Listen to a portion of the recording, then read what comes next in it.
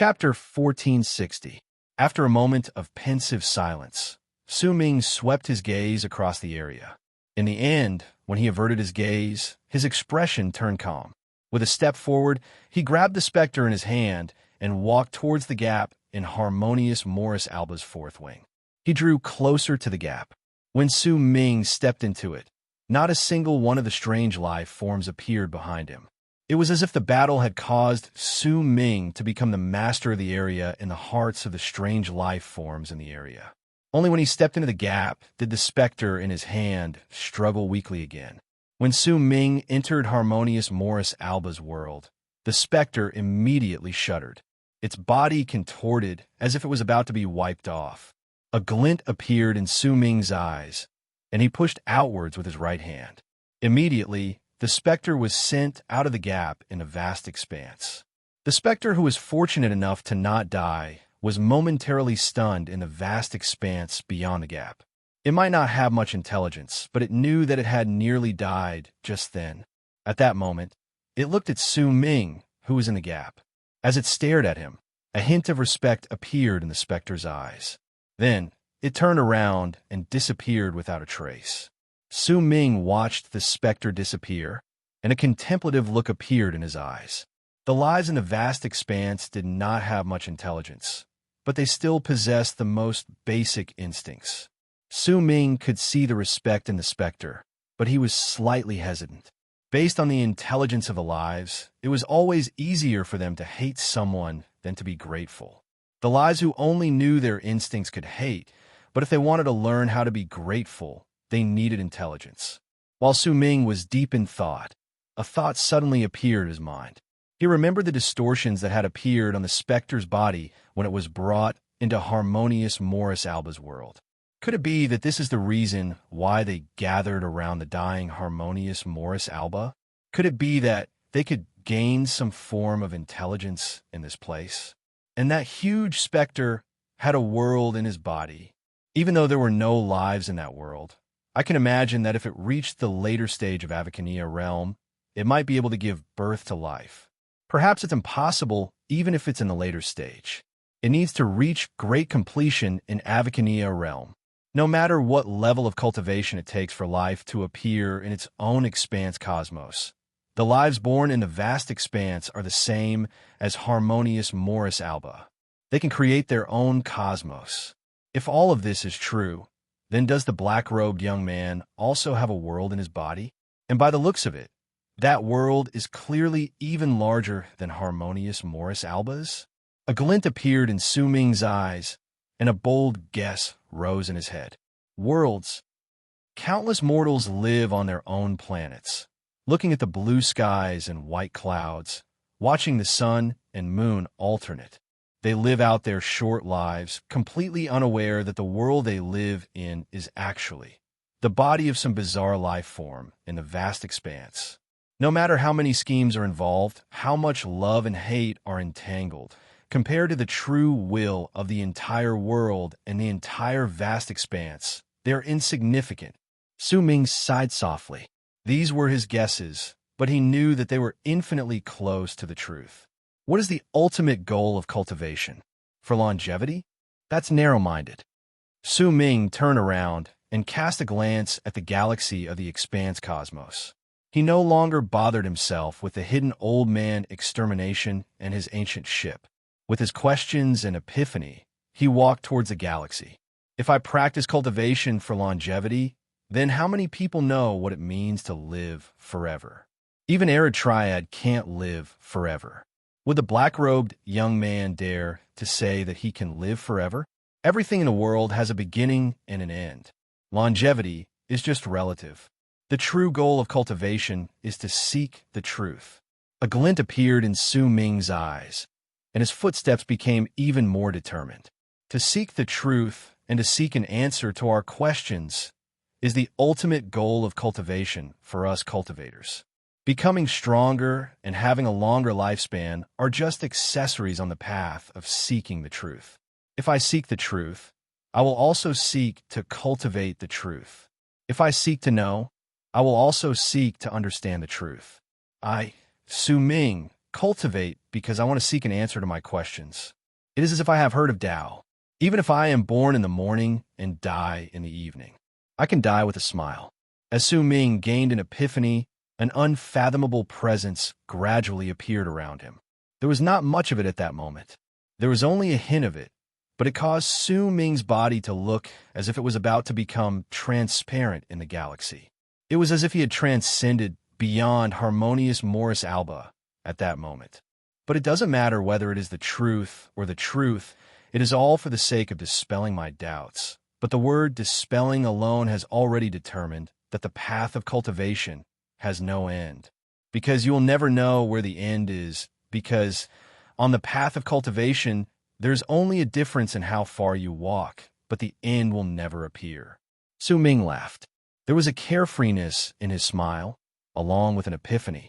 Gradually, his laughter grew louder, and he left into the galaxy. I live in harmonious Morris Alba's wings. But whose finger does harmonious Morris Alba live in? If the life that flicks its finger lifts its head, can it see the blink of the other life it lives in? And when that blink of the other life laughs at its world, can it understand that its existence is perhaps within the heavenly hook of a scholar's stroke? As for the sky that the scholar looks at, whose eyes do they belong to? There is no end, just like there is no end to Tao. I, Su Ming, do not ask for too much. I only hope that they are my eyes. Su Ming's footsteps came to a halt. When he lifted his head, a determined light shone in his eyes, and he slowly mumbled those words. When Su Ming said them, his body became even more indistinct. The aura that clearly surpassed harmonious Morris Alba, in terms of realm, became even stronger. When he finished speaking and lifted his head, the aura spread out in an invisible manner and enveloped his body, causing Su Ming's eyes to no longer have intelligence. Instead, they became empty. His body was still moving forward, but he did not know where he was going or where he was going, because his soul, his consciousness, and his will were all immersed in an epiphany that bloomed from Su Ming's body as his aura roared in an invisible manner. Su Ming did not know how long that epiphany would last. Perhaps it would last for a few days, perhaps it would last for a few years, perhaps it would last for dozens of years, 100 years, or even more. Even Su Ming did not know how long it would last. He did not know what this epiphany meant to him. He also did not know that this was an epiphany towards boundless Tao realm that had never appeared in the countless eons in harmonious Morris Alba's expanse cosmos since the beginning of the first aeon. This epiphany was something that had never appeared in Arid Triad, much less anyone else. In fact, even the once complete harmonious Morris Alba longed for it. But at that moment, it appeared in Su Ming. This was the first time, and perhaps the last time it happened in the world. The moment Su Ming entered the state of epiphany he had never experienced before and lost his consciousness. With a dazed expression on his face, he walked through the empty galaxy. In the expanse cosmos where harmonious Morris Alba's will was hiding, harmonious Morris Alba's will shuddered violently in the expanse cosmos connected to the end of Eon Death Vortex. Its will transformed into a butterfly that stared at the starry sky in the distance. Its body trembled as it sensed a new aura on its body that caused it to tremble. That presence belonged to boundless Tao realm. This state meant that someone was trying to gain an epiphany towards boundless Tao realm. To it, this was unbelievable. As it trembled, harmonious Morris Alba's will showed signs of dispersing. Even though it soon gathered together again, its shock at that moment could be seen. Is it him? Is the person trying to gain an epiphany him? A complicated expression appeared on harmonious Morris Alba's face. This epiphany was something it had longed for, but it had never appeared. At that moment, it had appeared in its world. At the same time, in the capital planet of the Emperor of Abyss True World in Arid Triad Expanse Cosmos was the young man who was Arid Triad. He stood quietly and stared at the tree. No one knew what he was thinking. But suddenly, at the instant Su Ming entered the state of epiphany, the expression of the young man changed drastically. He turned around swiftly and lifted his head to stare at the galaxy. Disbelief gradually appeared on his face. It was an incredibly rare expression on him, and he took a step forward, intending to investigate it. Boundless Tao Realm's Presence. This is Boundless Tao Realm's Presence. Someone is trying to gain an epiphany towards Boundless Tao Realm. This is impossible. There is no life form who has reached great completion in Avacania Realm. And if they haven't reached that realm, it's impossible for them to gain an epiphany towards Boundless Tao Realm. This is Su Ming. The young man came to a halt. There was still disbelief on his face, but he did not take another step forward. At that moment, when Su Ming gained an epiphany of Boundless Tao Expanse Cosmos and the Fourth Wing's heaven-lacking Expanse Cosmos, Old Man Extermination was sitting cross-legged on the ancient ship hidden beside the gap. He stared at Su Ming's palm print on the wooden monument in front of him with a cold sneer on his lips, but it suddenly froze. He lifted his head, and his expression changed drastically. Gaining an epiphany towards Boundless Tao Realm? This is... Old Man Extermination's pupils shrank swiftly. The disbelief on his face was so strong that it surpassed even that of Arid Triad and Harmonious Morris Alba. In fact, he did not even think too much about it. He moved swiftly, and while he looked like he was still sitting cross-legged, an illusory shadow overlapped on his body. It flew out swiftly, and like an afterimage, it instantly appeared in the Expanse Cosmos.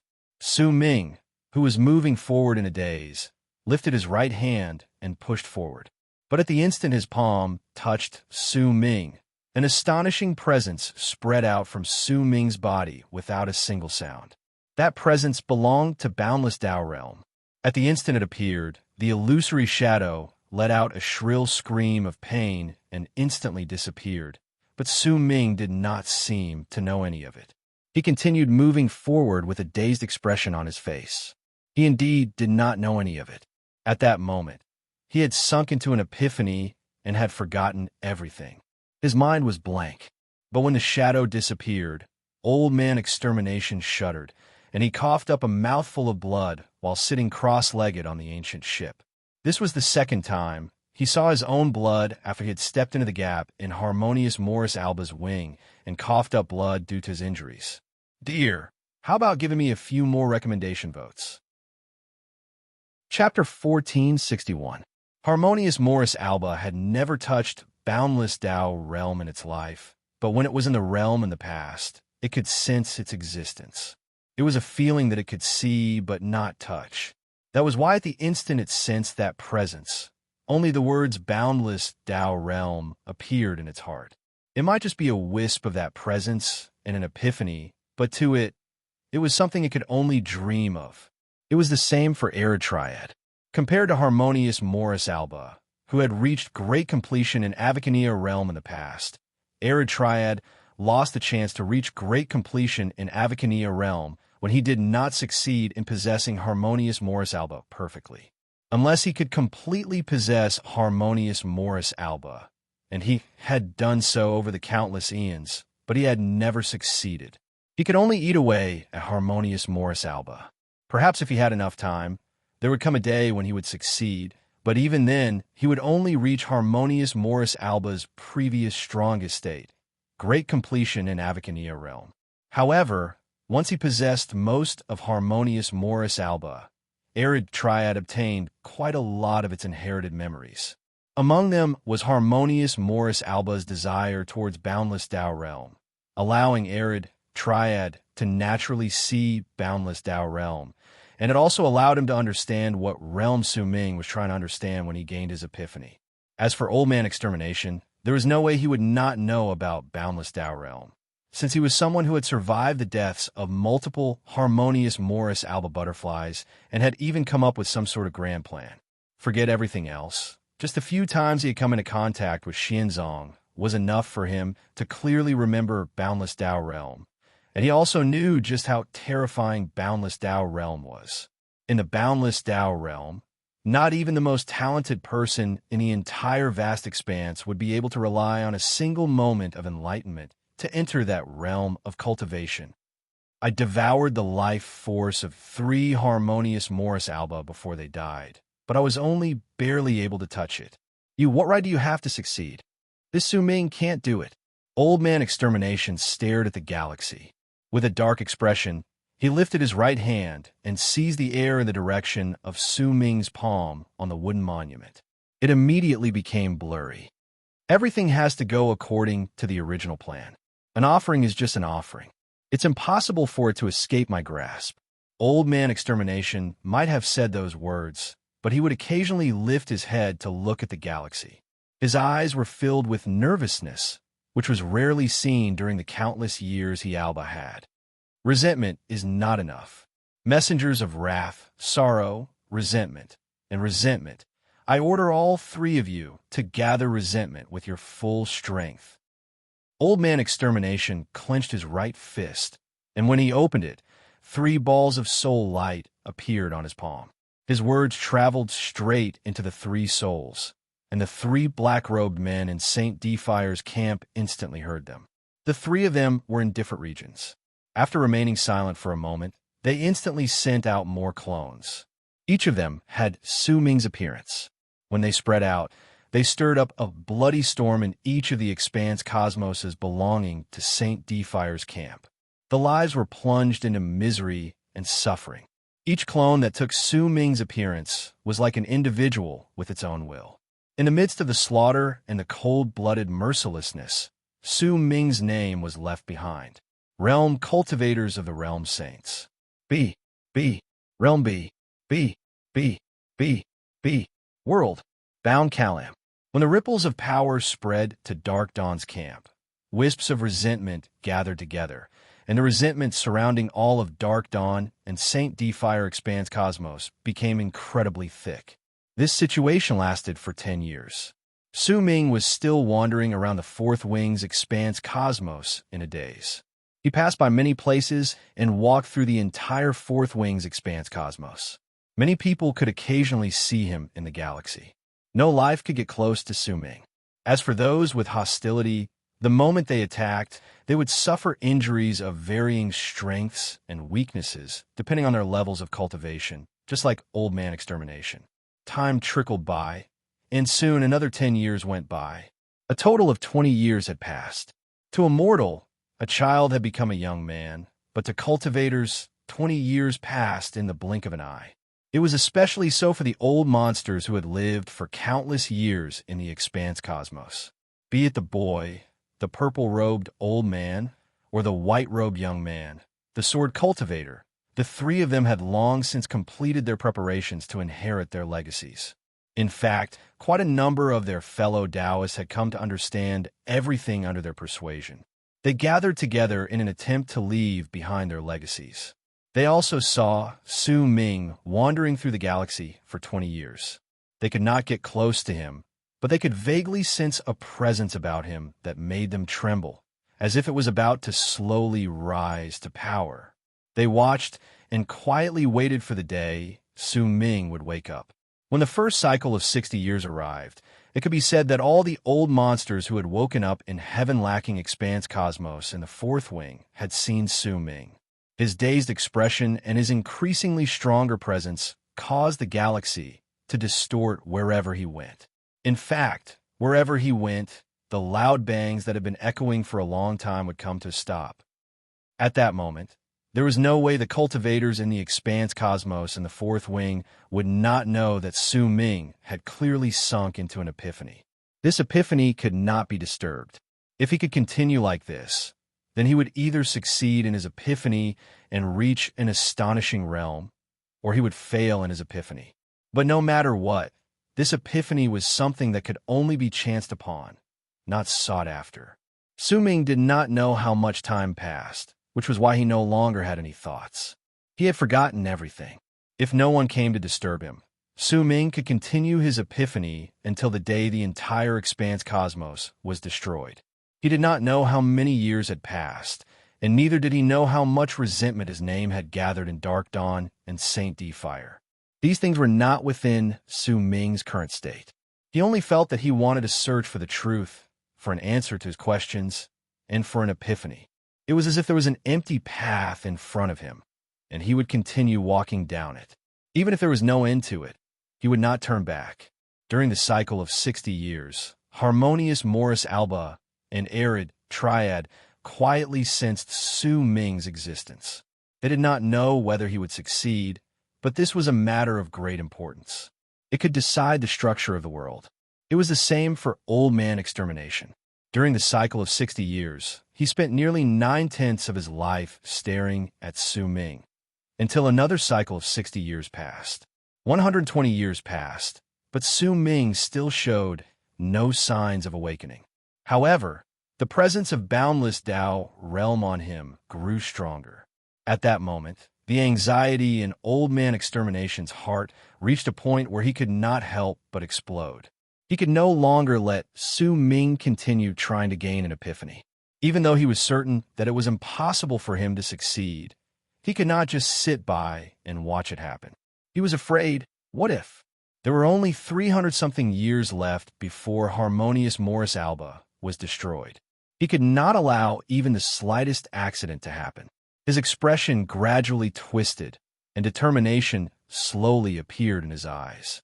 He lifted his right hand swiftly, and his gaze landed on the three souls. Step into Arid Triad and bring the heads of all the people from Ninth Summit to this place. Use their blood to force this person to wake up. There was a dark tone in Old Man Extermination's words. This was the only way he could think of to break Su Ming's epiphany. The instant his words reached the three souls, the three black-robed men who had stirred up a storm of blood in the expanse cosmos that Su Ming had in Dark Dawn and Saint Defire and formed endless resentment, chose to obey. They put away their clones, and the three of them turned into three long arcs that charged towards the gap leading to Arid Triad. The moment Old Man Extermination said those words and the three black-robed men rushed into the gap, a sigh came from the air beside Old Man Extermination. Why must you do this? The sigh came incredibly suddenly, causing Old Man Extermination's expression to change. When he lifted his head, a figure walked out from the space in front of him. That figure was Su Ming. However, Old Man Extermination could clearly sense that Su Ming was in the midst of gaining an epiphany. Divinity! Old Man Extermination's pupil shrank. At the instant he spoke, Su Ming walked out from the space in front of him, lifted his right hand, and slowly pushed his palm forward. His figure looked corporeal, but in truth, he was just an indistinct illusion. At the instant he lifted his palm, a glint appeared in Old Man Extermination's eyes. He moved, and an indistinct figure appeared in front of him. That figure was formed in the exact same manner as Su Ming's. In an instant, the two figures collided with each other. With just one strike, a crack instantly tore through the fourth expanse cosmos in front of the two of them. It shot through space, as if light and darkness would never be able to coexist. At the instant the crack appeared, the ancient ship Old Man Extermination had hidden himself and was revealed. As Old Man Extermination's hair danced in the air, the illusory body in front of him turned into sparks of crystalline light that scattered away. But Su Ming's illusory figure also disappeared on the other side of the crack. When he did so, he shook his head. There was a hint of regret and resolution on his face. With just 200 years of 60 years, you managed to gain an epiphany and form a Tao divinity. Su Ming, I underestimated you, but so what? You can't injure me, and I can't injure you. Then 300-something years later, we will have to come to an end. 300-something years won't be far away. A smile appeared at the corners of Old Man Extermination's lips. When he spoke, his body, the ancient ship, and Su Ming gradually disappeared into space.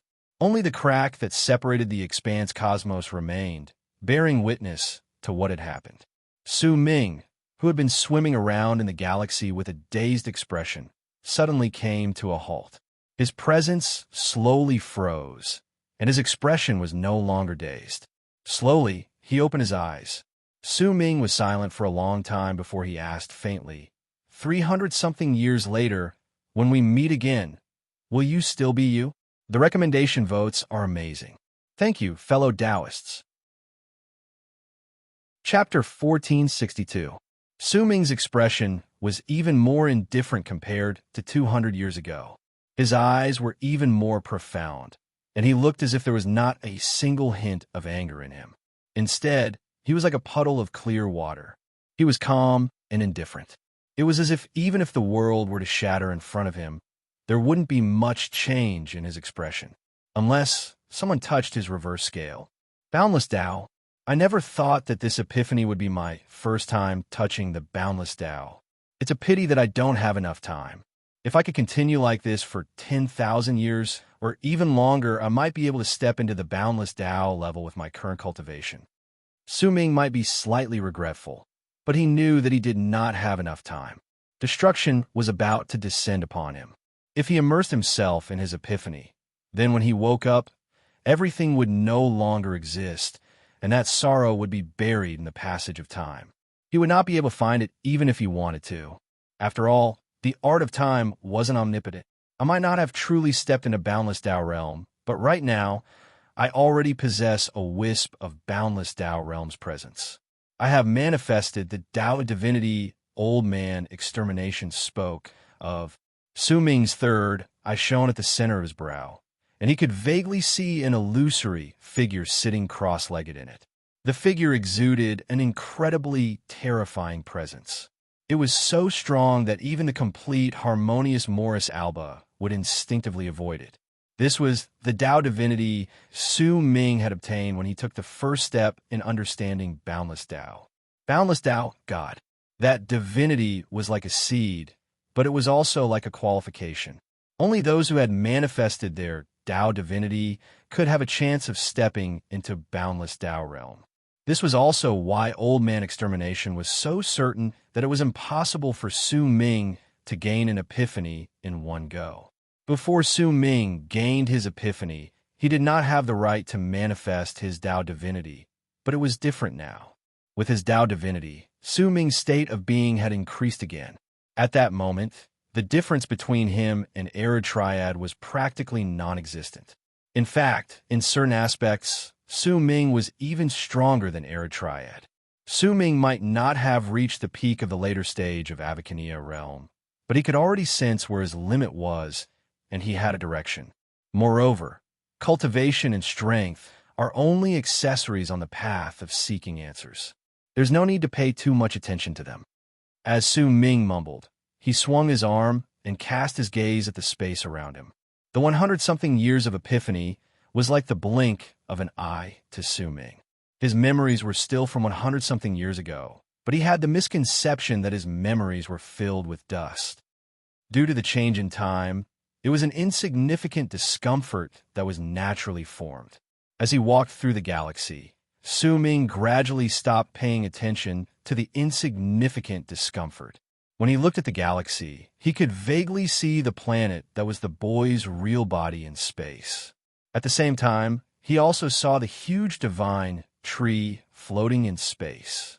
Before Su Ming left the heaven-lacking expanse cosmos formed by the fourth wing, he wanted to go to the place where the sacred wood was.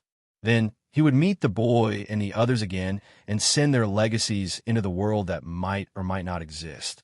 Once he finished doing all this, he would leave the expanse cosmos belonging to Dark Dawn and Saint Defire's camps and return to Arid Triad, because the three black-robed men, be it Tian Xie or Lai Shan, had already gone to Arid Triad.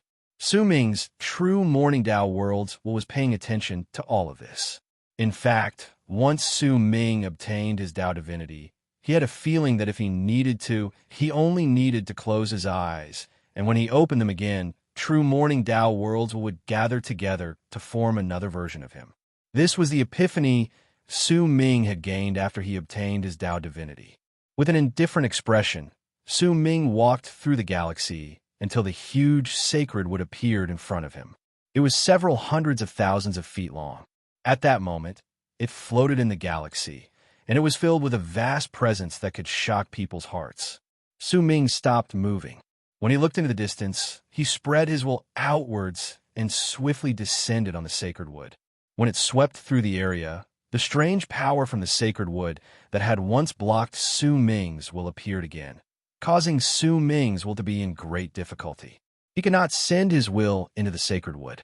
Su Ming's expression remained as calm as ever. The third eye at the center of his brow instantly opened. The Tao divinity, sitting in the pupil of the third eye also opened its eyes at that moment. At the instant it did so, the third eye at the center of the Tao divinity's brows also opened, and there was another figure sitting in the pupil of the illusory figure's third eye. That figure also opened its eyes. There was no beginning and no end. Even Su Ming did not know just how many figures there were. This was the profound aspect of a Tao divinity. Almost at the instant the figures opened their third eyes, a wisp of presence belonging to boundless Tao realm appeared in Su Ming's will. That presence was like a general among a group of soldiers. Once it appeared, it charged towards the sacred wood, and all the power blocking its path crumbled the instant it touched it, allowing Su Ming to easily see the world within the sacred wood. There were countless cave abodes in the sacred wood, and most of them were occupied by sleeping cultivators. However, at the instant Su Ming's will descended on the sacred wood, the cultivators who were asleep or had long since woken up felt their hearts tremble. All of them instantly opened their eyes, and shock appeared on their faces. The old monsters who had lived for an unknown number of eons instantly felt a sense of danger that made their hearts pound in fear. At the same time, they heard a calm voice reach their ears. That voice was not loud. It only echoed faintly in the air. There was no awe-inspiring might contained within it, and neither was there any mighty pressure that could make people's hearts tremble. Only the meaning behind those words was a domineering air of supremacy that was not concealed at all. "I want this wood. I will give you 10 breaths to leave," Su Ming said calmly. Once he finished speaking, he did not say anything else. Instead, he quietly waited for the 10 breaths to pass, and the entire sacred wood instantly fell silent. Time trickled by. When the 5th breath arrived, some of the powerful warriors in the place instantly flew out. Once they rushed out of the sacred wood, they saw Su Ming in the distance, and their hearts trembled. They immediately recognized him as the person who had wandered about the galaxy in a daze during the 100-something years. After all, while most of the powerful warriors in the sacred wood were asleep, there were also some who had woken up. These people did not stay in the sacred wood for long periods of time. They would occasionally venture out, and they might have seen Su Ming with their own eyes or heard descriptions of him, so they were not unfamiliar with him. On the 8th breath, only 2/10 of the cultivators in the sacred wood chose to leave, but they did not leave. Instead, they stared at Su Ming coldly. They wanted to see just how arrogant this person was. Did he really think that he could fight against the nearly tens of thousands of powerful warriors in the sacred wood with his own power? After all, each of these powerful warriors was a powerful warrior from their eons. They had the right to not die in the disaster, and each of them had the power to make the galaxy tremble with just a stomp of their feet. At the instant the 10 breaths passed, Su Ming lifted his head. His expression was as indifferent as ever, but he lifted his right hand and pointed at the huge sacred wood. "With my will, with my Tao divinity, become small." When the first word left his mouth, the huge sacred wood let out a loud bang that shook the sky and earth. When it spread out, the entire sacred wood shuddered violently, and the cultivators who were watching from the sidelines with cold sneers on their faces were dumbfounded. They saw the sacred wood shrink to nearly half its original size. At that moment, a huge storm raged in their hearts. All of them were shocked, and disbelief appeared on their faces. In their impression, the sacred wood was an item that could not be destroyed, could not be changed, and could not be desecrated. There had been quite a number of people who had tried to refine the sacred wood and turn it into their own treasure, but none of them had succeeded. No matter how strong they were, they could not do it. In fact, those who tried to refine it had all suffered a powerful backlash, and all of them had died miserable deaths. Yet right before their eyes, the sacred wood had shrunk to half its original size when Su Ming pointed at it. This shocked everyone, and it was as if 1,000,000 thunderbolts had roared in their heads. If the people outside reacted in such a manner, then it was even more so for the powerful warriors who had chosen Su Ming in the sacred wood. At that moment, their expressions changed drastically. They could clearly sense that as the sacred wood shrank, their bodies did not change in the slightest. All their cave abodes had shrunk to half their original size. In fact, the cave abodes, which were not big to begin with, were now very cramped for people to sit in. At that moment, almost all the cultivators who remained in the sacred wood chose to go out as their expressions changed. Figures instantly appeared in the sacred wood, and some of them were still hot-tempered, even if they had lived for a long time. Once they rushed out, they immediately started roaring. However, their roars only lasted for an instant before Su Ming said the second word. They instantly shut their mouths, and their hearts let out a thump against their chests. Become. The still huge sacred wood shuddered again and instantly shrunk to half its original size. At that moment, it no longer looked like it was 100,000 something feet long, but only several tens of thousands of feet long. The change in its size did not cause any cultivators to die. After all, Su Ming had given them enough time. Because of it, all the cultivators in the sacred wood floated in the galaxy around them. They stared at the sacred wood, which had shrunk to only several hundreds of thousands of feet long. Fear and trepidation rose in their hearts, and it turned into great terror in their hearts. They could already imagine that if they had stubbornly chosen to stay in the sacred wood, their bodies would have been squashed by their cave abodes. When Su Ming said the third word, the sacred wood shuddered again. As all the people's pupils shrank, the sacred wood shrank again. This time, it no longer shrunk to half its original size, but from several hundreds of thousands of feet, it shrank to several thousands of feet.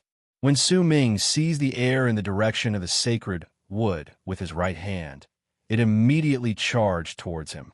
During the process, it shrank again, and when it landed on Su Ming's palm, it had already shrunk to the size of a palm. Continue begging for more recommendation votes. Chapter 1463.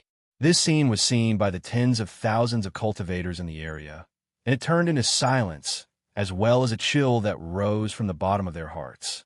It was especially so for the people who had been hot-tempered previously.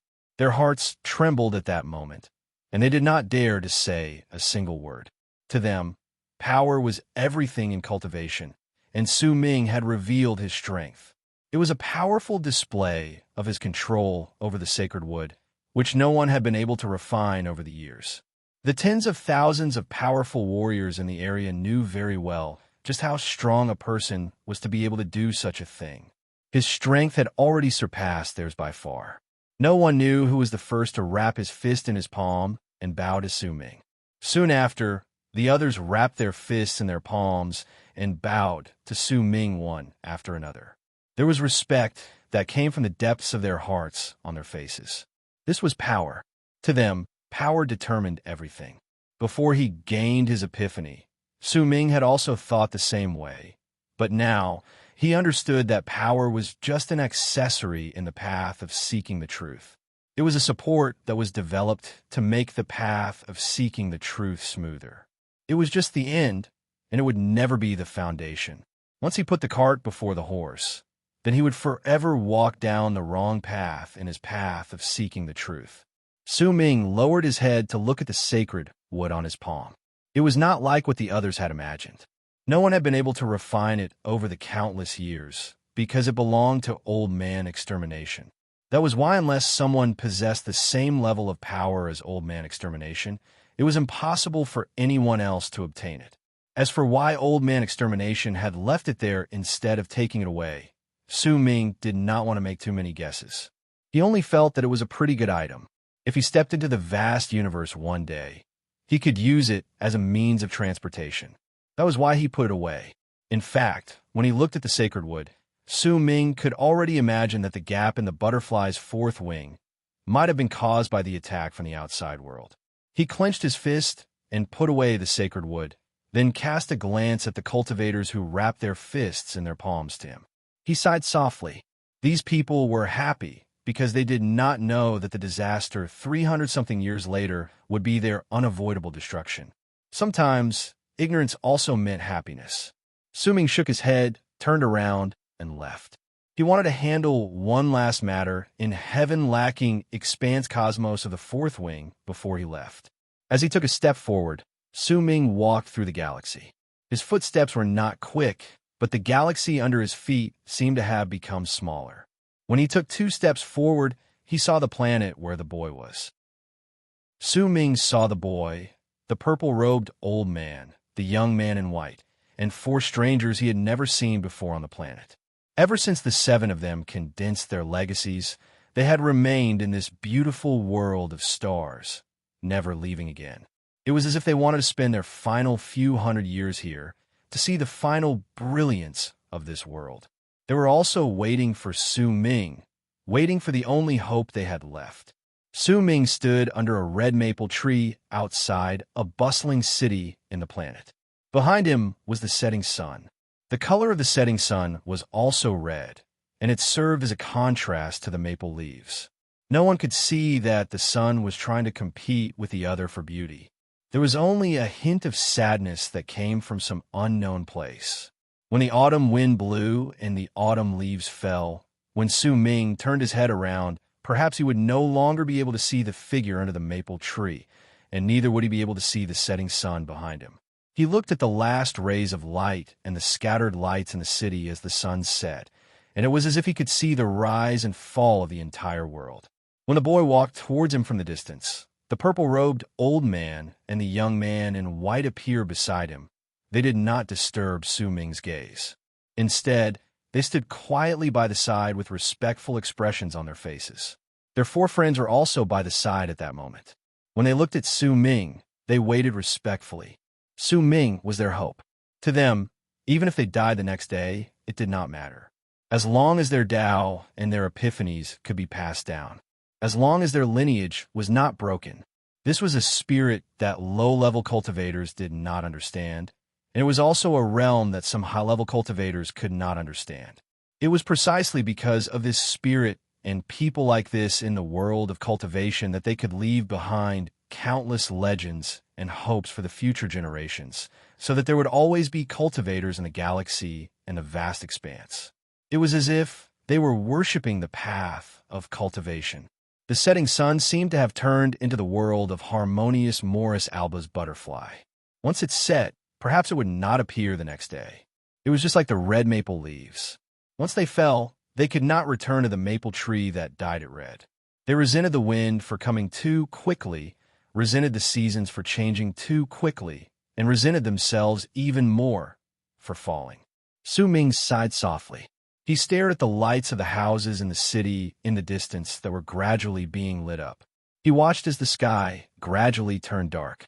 He might like night, but at that moment, he would rather have everything last forever. "You're here," Su Ming said softly. The 7 people beside him immediately lifted their heads to look at Su Ming, wrapped their fists in their palms, and bowed to him. No one spoke. At that moment, no one wanted to speak. Everything was contained in that one bow. Words could not be spoken, and there was no need for words. Su Ming averted his gaze from the city in the distance and looked at the boy. The boy stared back at Su Ming, and their gazes met. Su Ming saw the sadness on the boy's face, as well as a hint of hope. "Your Tao is very special, and it has left me with a deep impression of it. It's just like your Taoist name, Bamboo Z. Perhaps in your Tao, when you open your eyes, the existences will fill in the gaps for you. And when you close your eyes, you will fill in the gaps for the existences." Bamboo Z, half a step. The boy shuddered, and a brilliant light shone in his eyes. He was stunned for some time before he wrapped his fist in his palm and bowed deeply to Su Ming. "I have learned my lesson." This was the first time after he became the strongest in his Aeon and watched the disaster of his Aeon descend while he remained alive. He bowed to Su Ming as a disciple and addressed him as his disciple. This was not a disciple between a master and his disciple, and neither was it a form of address based on seniority. Instead, it was a form of gratitude to those who had reached the top, and those who had reached the top were their teachers. It was just like how Su Ming had undoubtedly walked further than them on the path of seeking the truth. When he turned his head back, he gained their respect after he was enlightened. Su Ming looked at the purple-robed old man and said slowly, "Your Tao is scattered and jumbled. You only managed to master it after you gathered your entire life's power. It's like all streams returning to their source. You became the mighty heart of a great person. and your Tao became the ocean, but in the end you still could not drown your thoughts. The purple-robed old man was silent. After a long while, he smiled. He did not speak, and neither did he bow to Su Ming. As for you, you are a sword cultivator who has reached the pinnacle. When you draw your sword, you will kill. You must be firm, not gentle. I will give you this. There is no sky that cannot be broken, and there is no earth that cannot be shattered. Everything that cannot be broken is because the sword has not been drawn. When the young man in white heard Su Ming's words, he took a few steps back in silence. He lifted his head to look at Su Ming, wrapped his fist in his palm, and bowed to him. I have learned my lesson. I have never seen the four of you before, but since you've made your decision, I will not wipe away your hopes. However, I do not know whether that world exists. Su Ming cast his gaze on the remaining four people. They had unique characteristics. One of them was incredibly big and built. When he stood there, the air around him seemed to distort. Su Ming could tell with just one glance that the person was suppressing his power. If he released all his power, his body would definitely be incredibly large. In fact, there was an indistinct star at the center of the person's brows. Clearly, he had a bloodline similar to that of the ancient gods. In truth, there were similarities between the races of each aeon, and the man was a descendant of the ancient gods from one of the eons. Beside him was a woman. She had a dignified expression, but Su Ming could see a vague shadow behind her. It was an existence with a single horn and a green body that looked like a monster. The other person did not hide his true form. As he stood there, black smoke spread out from his body. It was thick, and there was a powerful corrosive quality to it. His face could not be seen. Only a pair of red eyes could be seen in the fog, but his true form could not escape Su Ming's gaze. It was a huge creature with two horns on its head. The last person was a middle-aged man dressed in green robes. He had the air of an immortal and was filled with an otherworldly air. Su Ming was not unfamiliar with that presence. It belonged to the immortal world he had seen before. Su Ming only swept his gaze past them. He did not speak, but at the instant night descended, he lifted his right hand. Just as he was about to swing his arm, a glint suddenly appeared in his eyes. They arrived so quickly. Su Ming mumbled and closed his eyes. As Su Ming mumbled, he closed his eyes. When he opened them again, they returned to normal. He lifted his right hand and swung it. The entire sky instantly roared and turned into a huge vortex. As it spun rapidly, Su Ming opened his third eye, and the Tao divinity in it also opened its eyes. Su Ming had used his Tao divinity to guide his will and open a crack in the world that might or might not exist. Send your legacies into it, Su Ming said faintly. When Su Ming said those words flatly, the boy opened his mouth with a resolute look on his face. Immediately, a black statue flew out of his mouth and charged towards the vortex in the sky. A glint appeared in the eyes of the white-robed young man. What he sent out was the sword he always carried on his back. When it appeared, even the vortex in the sky shuddered with a bang, as if it was about to stop. It was a telling sign of just how strong the sword was. The purple-robed old man swung his arm, and the center of his brows squirmed. A crack opened up, and a crystal the size of a fist flew out from within. It shone with a black light and charged into the sky. As for the other four, each of them had given out their legacy items. There was a total of 7 items, and they were instantly sucked into the vortex.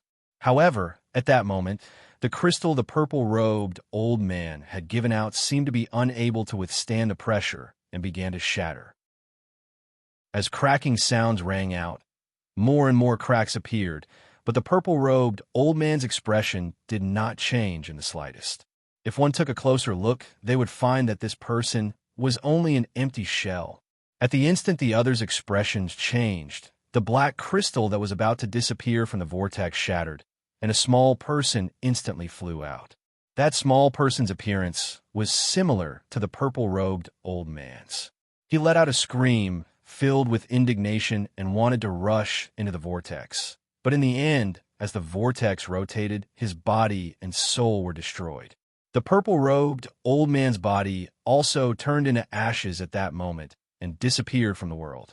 Wei Xian's laptop is up until 8:30 at night. I don't think I'll be able to announce the results today. I'll have to wait until tomorrow. I'll fight for it because there are quite a lot of people and the difference between them isn't great. I need to make an accurate count. The next chapter will be released around 8. I'm writing right now. Chapter 1464. The tunnel formed by the vortex in the sky was opened by Su Ming to help the boy and the others send out their legacy items. Besides the legacy items, he could not send in anything like a nascent divinity. Since people were not satisfied, cultivators like the purple-robed old man tried to use this chance to take a gamble. Since he was bound to die hundreds of years later, then he might as well step into the world that might truly exist. However, he was worried that Su Ming would not allow him to do this, which was why he had taken the risk to pass off as the real thing. In truth, Su Ming had noticed it a long time ago, which was why he had said those words. Besides, the purple-robed old man's nascent divinity had not been destroyed by Su Ming. Instead, he had been unable to withstand the mighty pressure when he moved through the tunnel, which was why his body and soul had been destroyed. When the vortex in the sky disappeared and the sky returned to normal, the boy turned his head around with a complicated expression and cast a glance at the spot where the purple-robed old man had been. At that moment, the spot was empty. The purple-robed old man's body had long since turned into ashes and disappeared with the wind.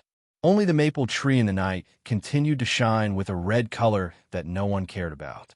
Even if it was hidden in the dark, it still existed. The boy was silent. The young man in white had a slightly complicated expression on his face. The other 4 people by his side also did not say anything. A hint of grief rose in their hearts. They knew that the purple-robed old man's death had nothing to do with Su Ming. He had just sought death himself. However, this sort of ending caused them to be unable to help but understand the purple-robed old man's state of mind when he made his decision. In truth, they had also thought of this before. If that world truly exists, then your legacies will carry my blessings, and perhaps they will continue to exist in the distance. Su Ming swung his arm. He cast a final glance at the cultivators before him, then turned around and stepped into the air. The boy and the others simultaneously bowed deeply towards Su Ming. There is no need for them to say words of gratitude. What Su Ming wanted was not gratitude, but respect towards their determination to pass down their legacies. Su Ming left. Beside the maple tree in the night sky, a smile gradually appeared on the boy's face. There was not a hint of scheming in that smile. He stared at the sky with a peaceful expression. His legacy contained his blessings and hopes. He hoped that his son would grow and surpass him in the world that might exist. The white-clothed youth touched the scabbard without a sword. His expression was free and at ease. He had turned his sword into an inheritance.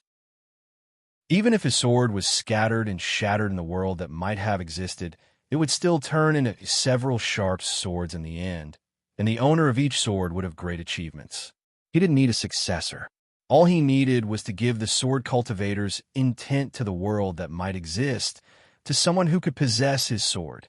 The other 4 looked up at the sky silently, their hearts filled with different but similar hopes. They would never know what kind of resplendence their legacies would shine in that world that might exist. The answer wasn't important. What was important was that they no longer had any regrets in their hearts. My fellow Taoists, I want to sleep for the final 300-something years and not think about anything until that day arrives. The boy looked at the others beside him. I intend to go out and take a stroll. No matter what, I must create another sword during these 300-something years. The white-robed young man smiled faintly. His smile was slightly cold, but there was still a carefree air to it. As he spoke, he wrapped his fist in his palm towards the crowd and stepped into the air. The other 4 people were silent for a moment before they wrapped their fists in their palms towards the boy. They turned into 4 long arcs and stepped into the air, disappearing into the galaxy. When the crowd left, the boy sat down cross-legged under the maple tree and leaned against it. He looked at the lights of the houses in the city, and a smile gradually appeared at the corners of his lips. He slowly closed his eyes and fell asleep. The autumn wind blew past, and lifted his hair. The autumn leaves fell and covered him with a blanket. Once he closed his eyes, the entire world gradually became indistinct until it eventually turned into nothingness. He had no idea how much time had passed. When he opened his eyes again, he was no longer under the maple tree, but at the mountainside. The sky was no longer dark, but afternoon. Grass was everywhere at the mountainside, and herds of cows and sheep could be seen. It was still the boy, but at that moment, he had already forgotten his true identity. I had a dream. The boy patted his head, and a fascinated look appeared on his face. Su Ming took a step forward in the galaxy, and the space where he was lifted up without a single sound. It was as if the pages of a book had been flipped open. When it fell down again, the fourth wing had already changed and turned into the heavenly fox expanse cosmos belonging to Dark Dawn's camp. Su Ming stared at the rather familiar galaxy. He did not notice the bald crane, and he could not help but chuckle. A lot of time had passed, and with the bald crane's personality, it had to be enjoying itself in some place. When Su Ming turned around, he spread his will outwards and noticed the place where Yin Pei was at that moment. Beside him was the woman called Zirua. After a moment of pensive silence, Su Ming still took a step forward. At the center of the heavenly fox expanse cosmos was a mountain on a planet. Zirua stood there. 100-something years might have only been an instant to her, but at that moment, there was a hint of desolation on her face. Yin Pei stood behind her with an anguished expression. He looked like he wanted to say something, but as he stared at Zirua's back, he found himself unable to say anything. After a long while, Yin Pei sighed and said slowly, "You should know that the person who appeared in Dark Dawn and Saint Defire over the years isn't him. I naturally know that it isn't him, but I personally saw my people die in that person's hands. That's his appearance. That's his presence. I saw my people's madness and resentment. What could I do?" Zirua shuddered, and hatred appeared in her eyes. Yin Pei was silent. He did not know what he should say. Even though he knew that person was not Su Ming, he might be a sovereign of Dawn, but he could not make the cultivators who had lost their loved ones and whose bodies had been filled with resentment believe in anything. Even if it was Yin Pei, if he was not familiar with Su Ming, he would have been in disbelief at the instant he saw that person, at that moment, while sighing his heart. The desolate Zirua and Yin Pei did not know that Su Ming was standing behind them. When he listened to their words, he frowned. As Su Ming frowned, his will spread out without a sound. It filled the heavenly fox's expanse cosmos, all the expanse cosmoses in Dark Dawn, and even Saint Defire's camp. He saw the 180 expanse cosmoses in Saint Defire's camp. The scenes in those expanse cosmoses appeared in Su Ming's mind like pictures. He saw that nearly half of the heavenly foxes in the heavenly fox's expanse cosmos had died. He saw all the races in Dark Dawn's camp, and it was the same for the 180 expanse cosmoses in Saint Defire's camp. There were far too many people from all races who had been cruelly killed by a person called Su Ming over the past 100-something years. Their resentment ran so deep that their killing intent towards Su Ming was so strong that he fell silent once he saw all of this. This was clearly what Old Man Extermination had done, but Su Ming could not figure out the reason behind his actions. No matter how many people died over the past 100-something years, when the disaster descended, they would still be wiped off the face of the world. Besides obtaining resentment, he would not gain anything else by doing this. Resentment. Su Ming frowned. After a long while, his brows relaxed. Since he could not understand this, then he might as well not think about it. However, what was done could not be undone, and even if he tried to resolve it, it would be useless. Su Ming's expression was calm, and his heart was calm. He only needed to understand that this was indeed not his doing. As for everything else, Su Ming did not want to care about it. In fact, he could already imagine that since this matter was related to Old Man Extermination, there was a high possibility that it was related to the 3 black-robed men he had sent to Arid Triad. When he thought of the 3 black-robed men, Su Ming sighed softly and turned around to leave. He did not reveal himself, and neither did he disturb Yin Pei and Zirua. He walked into the galaxy, and when his foot landed, he had already left Dark Dawn's camp and stepped into the galaxy belonging to Saint Defire's camp. He walked towards the place where the bald crane was at that moment. Saint Defire's camp was a small expanse cosmos at the edge of falling dust expanse cosmos.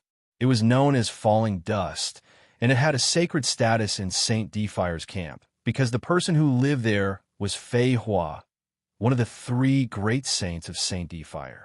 There is only one cultivation planet in falling dust expanse cosmos. From the distance, it was covered in a layer of emerald green. Rivers and oceans surrounded it, causing it to look like a planet of water. It was filled with a graceful and tenacious air, but at the same time, it also had a great presence that did not lose to that of a mountain. There was a lake on the planet, and there was a wooden house.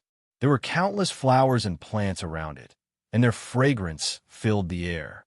It was filled with a feeling that it was full of life. There was always an old woman sitting outside the wooden house. She stared at the lake alone with a gentle smile on her face, as if she was counting her memories and immersing herself in the memories of the past.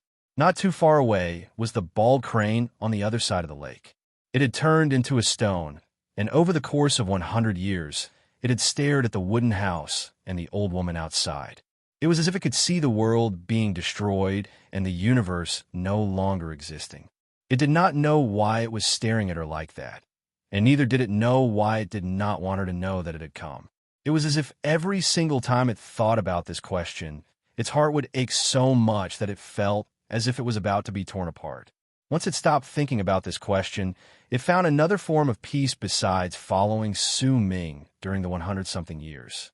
This sort of peace allowed it to no longer be obsessed with crystals and no longer think about the past that it could not remember. In fact, the thought of wanting to stay by Su Ming's side for the rest of its life grew in its heart. One day, Su Ming appeared beside it without a single sound. When he sat down quietly, the stone that was the bald crane slowly changed. In the end, it returned to its original form and looked at Su Ming. Su Ming also looked at the bald crane. He saw the tears in its eyes. As an illusory body that did not have a corporeal form, tears were a luxury. It could not fall, which was why its tears were a form of sorrow. Su Ming, I really want to cry. The bald crane mumbled.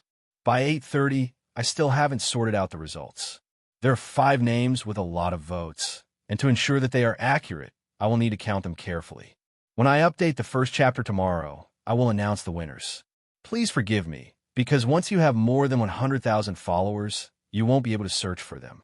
You will need to do it manually, and this is unexpected. Please forgive me. Please give me recommendation votes. Chapter 1465. This was the first time the bald crane had spoken in such a manner. When Su Ming heard it, he felt a little sad. He stared at the bald crane. To him, the bald crane was not a pet, but a friend. In fact, it was a friend that could stand on equal footing with Lei Chun, his eldest senior brother, second senior brother, and Hu Zi. That sort of friendship was like age wine. As time passed, it would become stronger, and once a person drank it, they would be drunk and laugh for the rest of their lives. She is, Su Ming said softly. She should be Fei Hua. She should be, the bald crane mumbled. It had watched her for 100-something years, but it did not know whether she had discovered it. It only knew that it wanted to watch her like this. It really, really wanted to. There was a period of time in the past when it had also watched a woman like this. At that time, it seemed to have noticed that there was a pair of eyes staring at it from behind. At that time, it did not seem to be a bald crane. To it, who could change its body, the bald crane might be its most common form, but it had forgotten whether that was its real self. This was a form of grief, but also a form of pain. It had forgotten its earliest appearance and why it had turned into a bald crane. It seemed to still vaguely remember that it was not in its current form in the past, but as a cultivator. Su Ming was silent for a moment before he looked at the bald crane and said softly, I still have your physical body with me. If you want, you can fuse with it. It will allow you to recover most of your memories. The bald crane was silent. In the past, it did not choose to fuse with its physical body because it had a feeling that once it did so, it would regain its memories, But when one of its memories was awakened, it would be the same as dispersing another of its memories. This choice left it at a loss. At the same time, in a corner of its mind that had been suppressed for countless years, a voice let out a shrill roar. That voice grew louder with each passing moment, as if it wanted to affect the bald crane's mind, fuse with your physical body, and retrieve your memories. You are Kong Mo. You are the powerful warrior in the world, the universe, and harmonious Morris Alba's expanse cosmos. You are Kong Mo. If you awaken Kong Mo, you will awaken yourself. It was Old Man Extermination who caused your physical body to shatter, and it was when you fought against him that you lost your sense of self. Awaken. Search for Old Man Extermination and fight again. Go away. Get lost from me. Red appeared in the bald crane's eyes. It let out a low growl and suppressed the voice that was growing stronger in its heart. When it lifted its head, it looked at Su Ming. I don't want to become Kong Mo. As it spoke, the bald crane shuddered slightly. It turned its head around to look at the old woman under the wooden house by the lake. At that moment, the old woman also lifted her head, and their gazes seemed to meet. Tears fell from the bald crane's eyes, but they could not fall. They could only disappear. Let's go. Damn it, I haven't collected more crystals yet. The bald crane turned around and turned into a long arc. Su Ming stared at it quietly. He could sense its grief and complicated emotions. When he turned his head around to look at the old woman, he saw the same tears in her eyes. He sighed softly, then lifted his right hand and pointed at the old woman in the distance. With it, a vortex appeared at the center of the old woman's brows without a single sound. Once it appeared, the ferocious shadow of the five-faced beast deity rushed out and turned into a long arc that charged toward Su Ming. Once it landed on his palm, he shook his head, turned around, and left. I've broken your curse and recovered your cultivation base. Once he left, Su Ming left behind these words. Their echoes echoed in the ears of the old woman, whose face was slowly changing and returning to that of a young woman. But at that moment, the young woman stared at the other side of the lake in a daze. It was the spot where the bald crane had been for 100 years. She did not care about the disappearance of the curse or the change in her face. During the 100 years, there was no way she would not know that the person she had been waiting for had been watching her quietly. Even if that person had changed his appearance, she would never forget that feeling. She would never forget how she had waited for him for so many years. She did not hope that he would come to her. He had accompanied her for 100-something years, and she was already content. It was the warmest 100 years she had experienced after she became a cultivator in Avacania realm. With a soft sigh, the young woman lowered her head. When she lifted her right hand, an ancient painting was unfurled in front of her. The paper had already turned yellow, and there were signs of time on it, but it could not hide the smug boy standing beside two women in the painting. His smile was incredibly brilliant, and there was even a hint of mischief in it. But Lu Lan is here, the young woman whispered softly. She stared at the boy in the painting and gradually closed her eyes. Su Ming left. With the bald crane, he returned to Arid Triad's Gap, stepped through it, and returned to Arid Triad's world. It was a familiar galaxy, a familiar presence, and a familiar true morning Tao world. Su Ming was familiar with everything there. This was his home. Ninth Summit was as glorious as ever. The 100-something years of development had caused Ninth Summit's existence to become a pillar of the universe. The invaders from Dark Dawn and Saint Defire had returned to their expanse cosmoses many years ago when Su Ming, who was the incarnation of the three black-robed men, slaughtered their way through the camps of Dark Dawn and Saint Defire. Once they returned, they never returned. Arid Triad and the four great true worlds, which had gone through many battles, also obtained a rare moment of peace. The remaining cultivators began to recover, and the four great true worlds seemed to have returned to the past. However, there were far too many people who did not know that the disaster was about to arrive. Far too many people did not understand that hundreds of years later, they would no longer be around. Su Ming stood beyond the vanished heavenly incense rune and stared at it quietly. After a long while, he turned around and brought the still slightly dejected bald crane to a galaxy beyond Ninth Summit. It was a galaxy that looked to be incredibly calm. It was calm and quiet, as if the galaxy had turned into a still lake. Not a single ripple could be seen on the surface of the lake, but Su Ming stood there for a long, long time. "I want to meet two of my old friends." Su Ming looked at the bald crane. The bald crane nodded and looked at Ninth Summit. "I missed the Abyss Dragon. See you in Ninth Summit," the bald crane said dejectedly, then turned around and left. When the bald crane disappeared, Su Ming stared at the calm galaxy and sighed softly. He noticed that after he woke up from his epiphany of boundless Tao realm, he seemed to have sighed softly over the past 100-something years. There was a slightly complicated expression on his face, and he took a step forward. When his foot landed, the galaxy immediately distorted.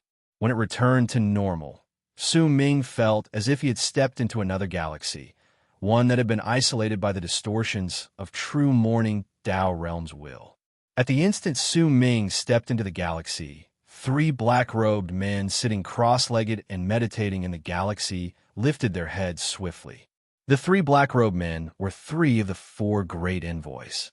Under Old Man Extermination's orders, they had descended an arid triad a long time ago.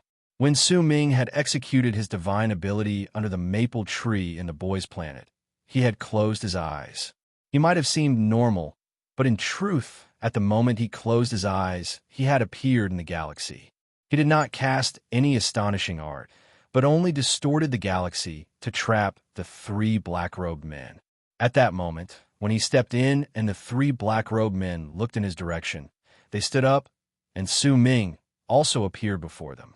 More accurately speaking, he appeared in front of each black-robed man. The three black-robed men might have seemed to be together in the galaxy, distorted by Su Ming's will, but in truth, they could not see each other. It was as if the world had been divided into three layers, and each layer trapped a person. When Su Ming arrived, he turned into three figures, and there was one in each layer. In the galaxy of the first layer was a tall and built black-robed man. When he saw Su Ming appear in front of him, he let out a cold harumph. There was a domineering air to his voice, and when it traveled outwards, the galaxy seemed to tremble. Su Ming looked at the tall and built figure, wrapped his fist in his palm, and said softly, "I, Su Ming, the fourth god of berserkers, greet the first god of berserkers, Senior Lai Shanxiao."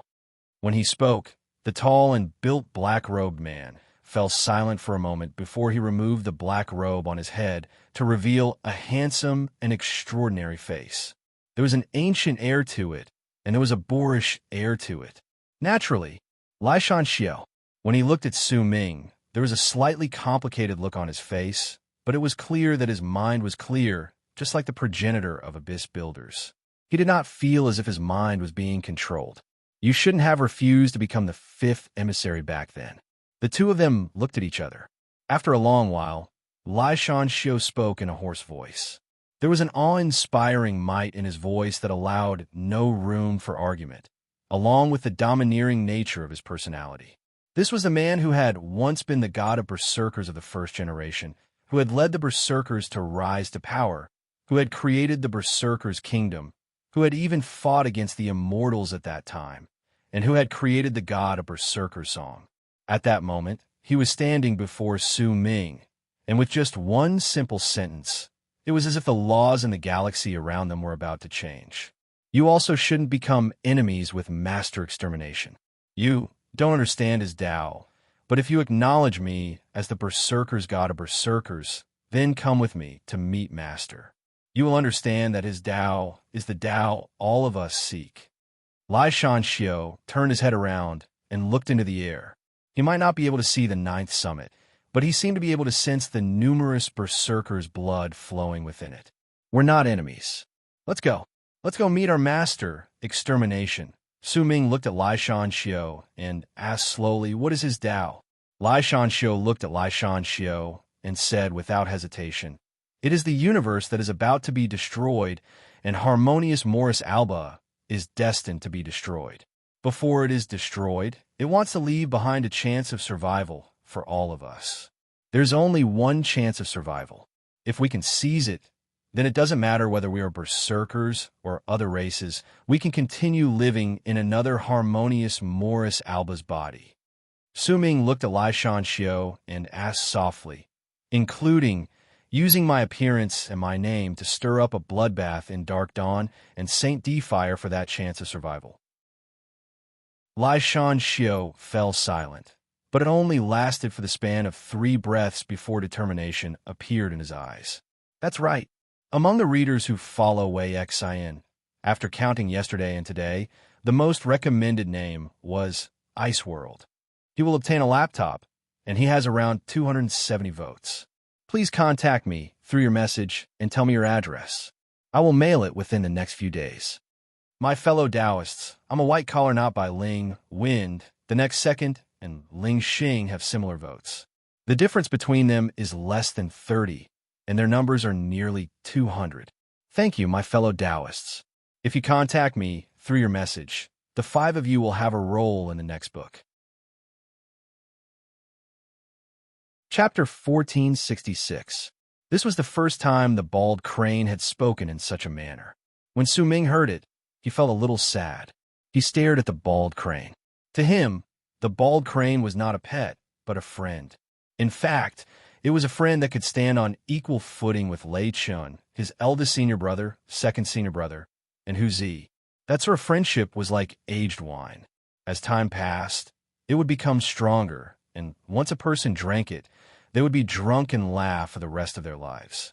She is, Su Ming said softly. She should be Fei Hua. She should be, the bald crane mumbled.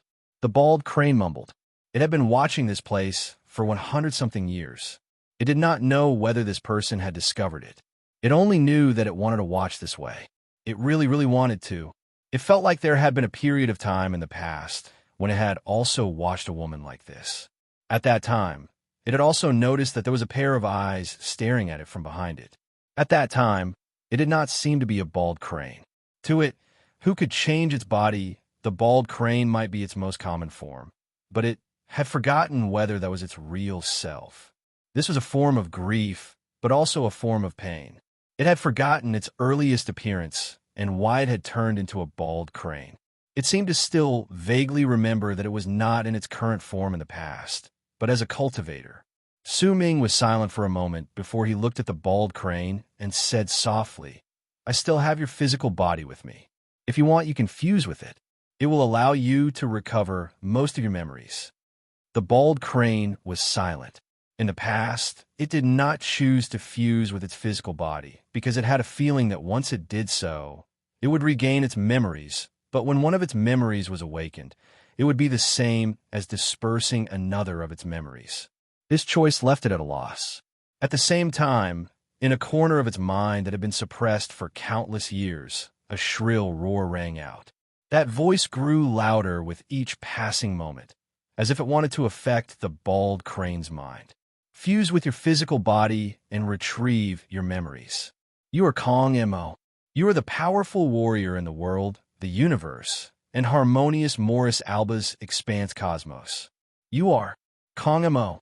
If you awaken Kong Mo, you will awaken yourself. It was Old Man Extermination who caused your physical body to shatter, and it was when you fought against him that you lost your sense of self. Awaken. Search for Old Man Extermination and fight again. Go away. Get lost from me. Red appeared in the bald crane's eyes. It let out a low growl and suppressed the voice that was growing stronger in its heart. When it lifted its head, it looked at Su Ming. I don't want to become Kong Mo. As it spoke, the bald crane shuddered slightly. It turned its head around to look at the old woman under the wooden house by the lake. At that moment, the old woman also lifted her head, and their gazes seemed to meet. Tears fell from the bald crane's eyes, but they could not fall. They could only disappear. Let's go, let's go. Damn it. I haven't collected more crystals yet. The bald crane turned around and turned into a long arc. Su Ming stared at it quietly. He could sense its grief and complicated emotions. When he turned his head around to look at the old woman, he saw the same tears in her eyes. He sighed softly, then lifted his right hand and pointed at the old woman in the distance. With it, a vortex appeared at the center of the old woman's brows without a single sound. Once it appeared, the ferocious shadow of the five-faced beast deity rushed out and turned into a long arc that charged toward Su Ming. Once it landed on his palm, he shook his head, turned around, and left. "I've broken your curse and recovered your cultivation base." Once he left, Su Ming left behind these words. Their echoes echoed in the ears of the old woman, whose face was slowly changing and returning to that of a young woman. But at that moment, the young woman stared at the other side of the lake in a daze. It was the spot where the bald crane had been for 100 years. She did not care about the disappearance of the curse or the change in her appearance. During the 100 years, there was no way she would not know that the person she had been waiting for had been watching her quietly. Even if that person had changed his appearance, she would never forget that feeling. She would never forget how she had waited for him for so many years. She did not hope that he would come to her. He had accompanied her for 100-something years, and she was already content. It was the warmest 100 years she had experienced after she became a cultivator in Avicania realm. With a soft sigh, the young woman lowered her head. When she lifted her right hand, an ancient painting was unfurled in front of her.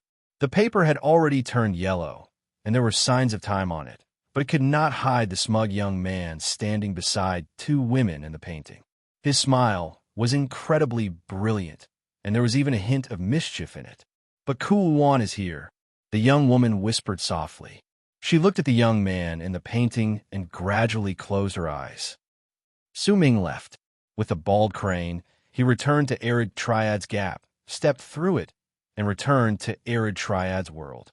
It was a familiar galaxy, a familiar presence, and a familiar true morning Tao world. Su Ming was familiar with everything there. This was his home. Ninth Summit was as glorious as ever. The 100-something years of development had caused Ninth Summit's existence to become a pillar of the universe. The invaders from Dark Dawn and Saint Defier had returned to their expanse cosmoses many years ago when Su Ming, who was the incarnation of the three black-robed men, slaughtered their way through the camps of Dark Dawn and Saint Defier. Once they returned, they never returned. Arid Triad and the four great true worlds, which had gone through many battles, also obtained a rare moment of peace. The remaining cultivators began to recover, and the four great true worlds seemed to have returned to the past. However, there were far too many people who did not know that the disaster was about to arrive. Far too many people did not understand that hundreds of years later, they would no longer be around. Su Ming stood beyond the vanished heavenly incense rune and stared at it quietly. After a long while, he turned around and brought the still slightly dejected bald crane to a galaxy beyond Ninth Summit. It was a galaxy that looked to be incredibly calm. It was calm and quiet, as if the galaxy had turned into a still lake. Not a single ripple could be seen on the surface of the lake, but Su Ming stood there for a long, long time. "I want to meet two of my old friends." Su Ming looked at the bald crane. The bald crane nodded and looked at Ninth Summit. "I miss the Abyss Dragon. See you in Ninth Summit," the bald crane said dejectedly, then turned around and left. Once the bald crane disappeared, Su Ming stared at the calm galaxy and sighed softly. He noticed that after he woke up from his epiphany of boundless Tao realm, he seemed to have sighed softly over the past 100-something years. There was a slightly complicated expression on his face, and he took a step forward. When his foot landed, the galaxy immediately distorted. When it returned to normal, Su Ming felt as if he had stepped into another galaxy, one that had been isolated by the distortions of true morning Tao realm's will. At the instant Su Ming stepped into the galaxy, three black-robed men sitting cross-legged and meditating in the galaxy lifted their heads swiftly. The three black-robed men were three of the four great envoys. Under Old Man Extermination's orders, they had descended in Arid Triad a long time ago. When Su Ming had executed his divine ability under the maple tree in the boy's planet, he had closed his eyes. He might have seemed normal, but in truth, at the moment he closed his eyes, he had appeared in the galaxy. He did not cast any astonishing art, but only distorted the galaxy to trap the three black-robed men. At that moment, when he stepped in and the three black-robed men looked in his direction, they stood up, and Su Ming also appeared before them. More accurately speaking, he appeared in front of each black-robed man.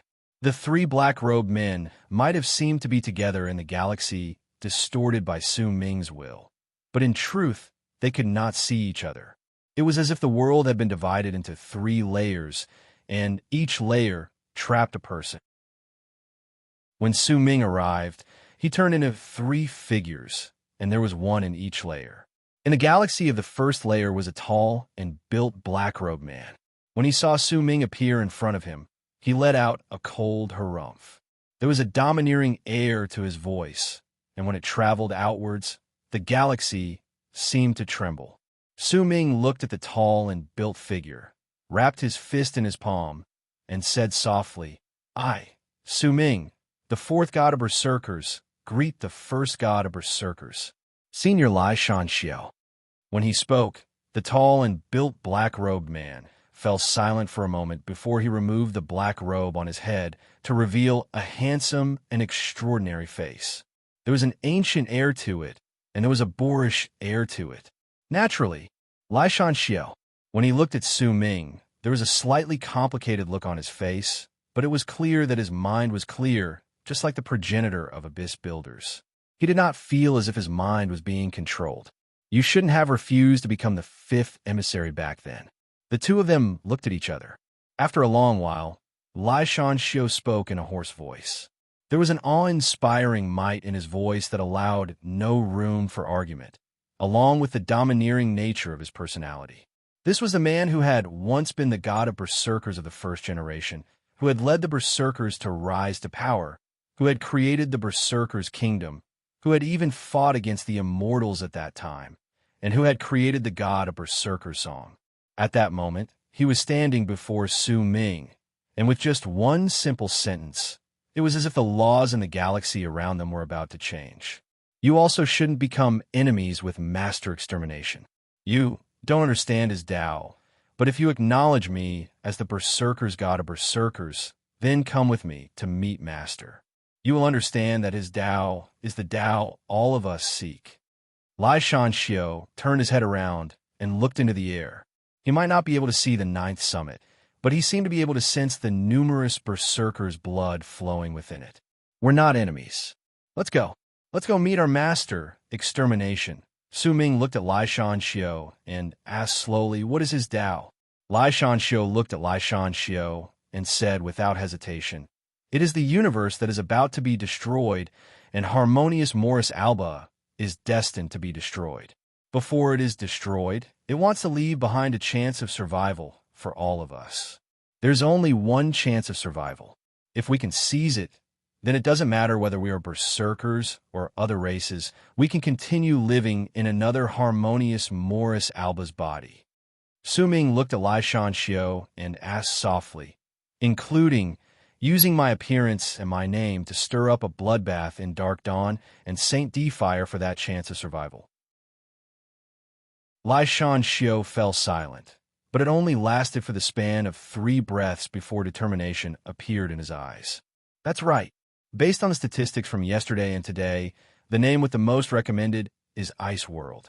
He will obtain a laptop, and he has around 270 votes. Please contact me through your message and tell me your address. I will mail it within the next few days. My fellow Taoists, I'm a white-collar not by Ling Wind, the next second, and Ling Xing have similar votes. The difference between them is less than 30, and their numbers are nearly 200. Thank you, my fellow Taoists. If you contact me through your message, I will have a role for you in my next book." Chapter 1467. His Tao is wrong, Su Ming said faintly. All lives have a chance of survival. If there is truly such a chance. Su Ming did not continue speaking. It doesn't matter whether it is wrong or right, whether you acknowledge it or not. If you become the person who blocks this chance of survival, then no matter who you are, you will be my enemy. A brilliant light shone in Lai Shanxiao's eyes. When he spoke slowly, A powerful presence erupted from his body. "You are not my opponent." Su Ming stared at Lai Shanxiu. No matter how astonishing his presence was, in Su Ming's eyes, he was still as weak as a candle flame that could be extinguished with a wave of his hand. Lai Shanxiu closed his eyes. When he reopened them, fighting spirit was ignited in them. He moved and instantly closed in on Su Ming. When he lifted his right hand, he clenched it into a fist and threw a punch at Su Ming through the air. When his fist landed, the galaxy roared. The air distorted and tumbled about, as if it had turned into an ocean. Endless waves surged towards Su Ming as if they wanted to submerge him. Su Ming did not move. He simply allowed the distortions in the galaxy to come at him. But at the instant it touched his body, it was as if his body had turned invisible. Not a single change could be detected. Lai Shanxiu's pupil shrank. He moved again, and this time he instantly appeared to Su Ming's right. He seized the air with his left hand and charged towards Su Ming, but his right hand instantly shot through Su Ming's body, but what he touched was an illusion. It was as if Su Ming was standing right in front of him and was real, but under his divine abilities and arts, he was an illusion. His Tao. Oh well, since you insist on following his Tao and insist on having a chance of survival, I can let you leave. I can let you follow Old Man Extermination and search for his Tao. 300-something years later, let's see just who was wrong. Su Ming closed his eyes. When he reopened them, he spoke softly. Fatigue appeared on his face. He lifted his right hand and swung his arm. Immediately, a vortex appeared in the galaxy not too far away. It led to the fourth wing's heaven-lacking expanse cosmos. He was tired. His heart was tired, and his body was tired. Everything about him was tired. He looked at Lai Shanxiu's determination and watched him attack him even though he should not be his enemy. All of this made Su Ming incredibly tired. He could still vaguely remember Lai Shanxiu's hesitation when he was on the cliff where he had left all those years ago in Black Ink Planet. At that moment, Su Ming finally understood what he had been hesitant about. He had been hesitant about Old Man Extermination's Tao, and at the moment he chose to leave, perhaps he had already believed in Old Man Extermination in the depths of his heart. Lai Shanxiu came to a stop and quietly pulled back his right hand. He cast Su Ming a complicated look before turning around and walking towards the vortex. In his heart, he did not want to attack Su Ming, but he believed that Old Man Extermination's choice was correct, which was why he had to attack. At the instant he stepped into the vortex, Lai Shanxiu's footsteps came to a stop. He did not turn his head around, but spoke slowly. "You are truly worthy of being the god of berserkers. I am very happy to see you grow to your current state. If I am proven wrong 300-something years later..." Lai Shanxiu fell silent. He did not continue speaking, but lifted his foot and stepped into the vortex, disappearing without a trace. The galaxy and Su Ming in it also disappeared along with it. In the second layer of the galaxy, Su Ming sat cross-legged in front of a black-robed man. The man's hood had already been lifted to reveal a kindly face. There was a gratified look on his face, along with the gentleness of a senior looking at a junior. Besides his elder, only Tian Xiezi and Su Ming had ever seen such a smile and such gratification in his life. "Have you grown up? You're no longer the child I brought away from Han Mountain City in the past." Tian Xiezi smiled and looked at Su Ming while speaking with a myriad of emotions in his voice. Su Ming stared at Tian Xiezi in a daze. He stared at his master in the truest sense of the word. It was the old man before him who had taught him how to clear his heart. It was the old man who had made him experience a change of heart. If it had not changed, Su Ming's achievements would definitely not have reached his current level. It was also the old man before him who had made him feel the warmth of home. He had brought him to see what it meant to be a powerful warrior. He had brought him to the land of the shamans to tell him what it meant to hunt. In the end, after Su Ming went missing in the land of the shamans, he had stepped into the land of the shamans multiple times to search for him, until he disappeared. Without him, Ninth Summit would not be complete. Without him, Su Ming and his senior brothers would always feel a stab of pain in their hearts. Su Ming stared at him and remembered his journey to search for Tian Xie in Divine Essence Star Ocean. Only when he reached the fifth ocean and reached the final moment did Su Ming understand that Tian Xie had been there, but he had not noticed him. Master. Su Ming's eyes were slightly moist as he mumbled, "Blame me for not searching for you. I know that your eldest senior brother can handle things on his own, and your second senior brother needs more training. As for Hu Zi, he's still young, but his potential is so great that it surpasses that of your eldest senior brother and second senior brother. But if he doesn't change his mischievous personality, it will be difficult for him to achieve greatness in his life. Only you. Your achievements are something I didn't expect. When I learned from Old Man Extermination that you became the strongest in this aeon, I was incredibly happy. I still remember arguing with Lai Shanxiu in private about whether you belonged to the Berserkers or the Ninth Summit. I could tell that he was also very happy. He was happy that such a powerful warrior had appeared in the Berserkers, Tian Xie said with a smile. There was kindness and gratification on his face, and there was no falseness on his face. Su Ming had already grown up. In fact, his intelligence was so great that he was already like a monster's. His mind was so big that it was wider than the galaxy. It was a darkness that not even the night sky could hide, but when he was before his elder in Tian Xie, Su Ming felt as if he had returned to the past. He was still a child in Dark Mountain and the youngest junior brother of Ninth Summit. Old Man Extermination's Tao isn't as correct as Lai Shanxiu said.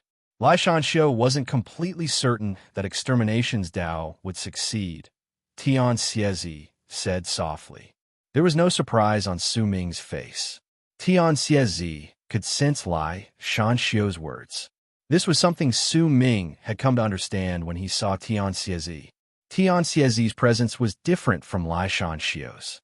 The presence around him was not strong, but the almost bizarre feeling caused even Su Ming to cast him a few more glances. After all, change of heart was created by Tian Xie, but he didn't have a choice. He could only believe in it, because if he didn't believe in it, his beliefs would collapse. Not everyone can be at ease before death. Perhaps it's not for their own lives, but for the things that are the most precious to him. He can't gamble. It's just like how the most precious thing to you is Ninth Summit, which was once your tribe, and to Lai Shanxiu, the most precious thing to him is the Berserkers. The Berserkers' bloodline cannot end. That's why when Old Man Extermination found him and made him understand everything, he told him that there was a slim chance of survival. Lai Shanxiu is very smart. You walk one path for the Berserkers, and he walks another path. He doesn't care about who is right or wrong. What he cares about is that there must be one person who is right, Tian Xie said slowly while looking at Su Ming. There was a profound look on his face. As for me, Old Man Extermination found me when I went through my ninth change of heart. He made many of my thoughts unstable and planted the thought that I couldn't fuse with them. That's why I wanted to see whether he was right. If he was right, then my thoughts would be clear and I would be able to form my Tao. If he wasn't right, then my thoughts would still be clear and I would be able to form my Tao. What do I cultivate as a cultivator? To me, it's just my thoughts that I cultivate. When I slaughtered in Dark Dawn and Saint D Fire, Lai Shanxiu used your face to kill without a trace in his heart. He didn't show any mercy, and he couldn't show any mercy either. This is related to his personality. Since he wanted to take a gamble, then he would take it completely. I don't like Luya. He's too gloomy. I don't care about the darkness in his heart, but that gloomy and cold presence is disgusting. I didn't feel any discomfort when I killed him. Instead, it suited his thoughts. After all, before you, he was known as the strongest in this aeon.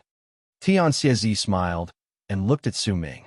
He did not even need Su Ming to ask him a single question before he told him everything. Do what you need to do. The path is under your feet, and no one can interfere with it.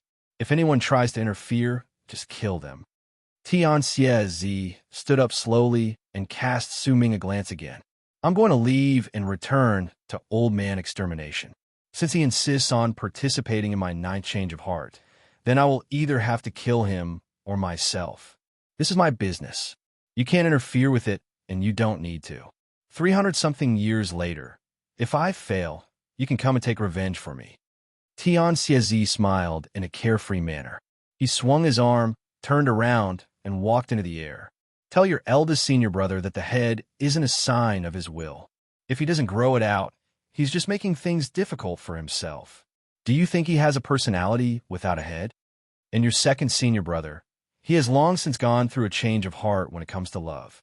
It might be the easiest for him to fall into the disaster of love with a ghost, but he won't do that. It's just a momentary heartache. Tell him to stop moaning about his illness. When I see him, I get angry. And Hu Zi, tell him to sleep more. Entering dreams is his Tao. When he should drink, he should drink. When he should sleep, he should sleep. When he should peak, he should peak. Why doesn't he train? Instead, he likes to kill and be covered in blood. Does he think that he's very charming? Tianxiezi's voice traveled into Su Ming's ears, and a smile slowly appeared on Su Ming's face. He watched his master disappear, and his words still lingered in his ears, causing his smile to grow wider. This was Tianxiezi, their master. He did not care about his words, and the way he rebuked Su Ming made him feel as if he had returned to the 9th summit of the past. By the way, I don't like Luya. If you can kill him while you're at it, it'll save me the trouble of having to do anything. Suddenly, Tianxiezi's head popped up in the air. Once he finished saying those words, he disappeared. Su Ming was momentarily stunned, but his smile became even happier. He stared at the spot where Tianxiezi had disappeared, and a great sense of affection for his master as a disciple gradually appeared on his face. Don't worry, master. Luya will definitely die. The recommendation tickets are getting weaker and weaker. My fellow Taoists, endurance is the most important factor, right? Give me more recommendation tickets. I'll send a picture to my prestige channel at night. I won't say the name, but you'll be able to recognize it with just one glance. It's a picture of a character from the Renegade Immortal. That's the picture I've seen, and it's the one that fits the image I have in my heart the most. In the picture, there's a soul on his palm. He stared at it quietly, and when he did so, it felt as if he'd been staring at it for 1,000 years.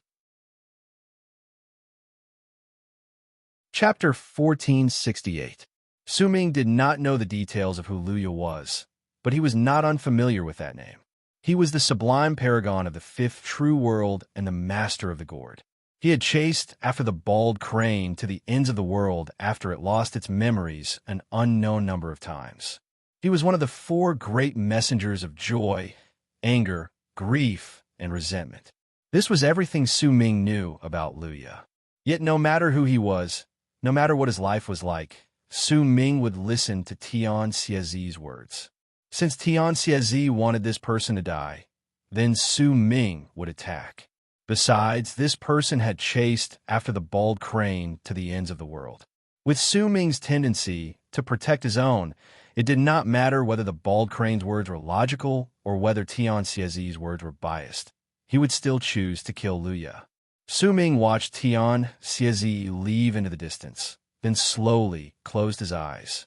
When he opened them again, he was in the 3rd layer of the galaxy, right before a black-robed man. A cold and sinister presence spread out from the black-robed man. His eyes shone with a freezing glare as he stared at Su Ming coldly. This person was the one who had managed to deceive Su Ming with just a drop of blood in Dark Dawn's camp. Su Ming cast the black-robed man a glance and asked faintly, "Luya?" A glint appeared in the black-robed man's eyes. A wary look appeared on his face, along with a ghastly air. He took a few steps back, then instantly turned into a long arc and retreated, as if he could sense the killing intent coming from Su Ming's body. Su Ming watched the black-robed man leave into the distance, then lifted his right hand and swung it forward. With it, the galaxy in front of Su Ming roared, distorting and shattering, as if it was about to collapse. It swept towards the black-robed man, who swiftly retreated, but in the end, he could not avoid the destructive power brought forth by Su Ming's swing of his arm. Just as he was about to be submerged, the black-robed man let out a shrill howl and came to an abrupt halt. He turned his head around, formed a seal with his hands, and pointed forward. Immediately, The shadow of a gigantic gourd appeared behind him. There were 99 eyes on that gourd, and at that moment, all of them opened and looked towards Su Ming. Treasured gourd kill. As the black-robed man spoke in a hoarse voice, the 99 eyes shone at the same time. 99 wisps of white smoke flew out of the mouth of the gourd. At the instant they appeared, they turned into 99 small humans. As they roared together, each of them turned into Su Ming and charged towards him. Each of the Su Mings exuded a thick, murderous aura. It allowed Su Ming to immediately understand that all 99 of them had participated in disguising themselves as him to kill the cultivators from Dark Dawn and Saint Defire's camps. The strongest of this Aeon, Tian Xiezi, that boy's disciple, and Lai Shan Xiu's clansman. Today I'd like to see just what makes you the strongest. Luya swung his arm, and killing intent immediately appeared in the eyes of the 99 Su Mings. They rushed towards Su Ming, and powerful presences erupted from their bodies. In the blink of an eye, the galaxy trembled. At that moment, all 99 Su Mings lifted their right hands at the same time and swung their sleeves, imitating Su Ming's previous actions. At the same time, the space in front of them distorted and shattered. They had completely imitated Su Ming's divine ability. Booming sounds spread in all directions. The destructive power from the 99 Su Mings turned into a destructive power that formed a windstorm in the galaxy that charged towards Su Ming's art of destruction. Both sides crashed into each other in an invisible manner. A deafening bang that shook the sky and Earth reverberated in space. As space continued shattering, the power to shatter the galaxy in front of Su Ming was like a raging wave that enveloped the 99 Su Mings. When it swept through the area, they instantly let out shrill screams of pain. Their flesh and blood were torn apart, and when they fell backwards, most of them were reduced to ashes. The remaining retreated swiftly with disheveled expressions. As their bodies trembled, they found it difficult to maintain Su Ming's appearance. Instead, they turned back into the small humans. Shrill screams filled with madness tumbled out of the mouths of the remaining small humans. But before they could do anything, the windstorm formed when Su Ming swung his arm and destroyed space turned into a huge black hand. It closed in on them in an instant, and when it opened its palm to seize them, the palm seemed to have become boundless. It seized the galaxy along with the remaining small humans in its palm. With one squeeze, the galaxy rumbled. The remaining small humans were crushed to pieces amid shrill screams of pain, but that was not the end.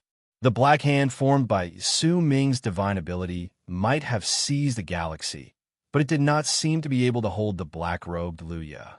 Once it clenched its fist, it threw a punch, and it closed in on Luya. At the instant it did so, Luya's body distorted, and he instantly switched places with the illusory gourd behind him, causing the gourd to face the punch formed by Su Ming's divine ability.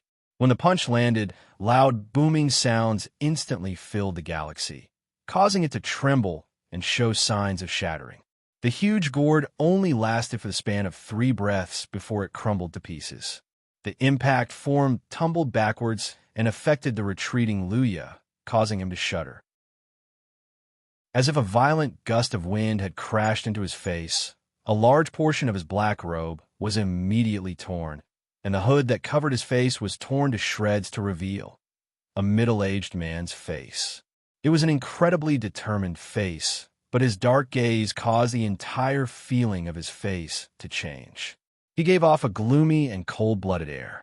There was a mark at the center of his brows, and it was in the shape of a gourd.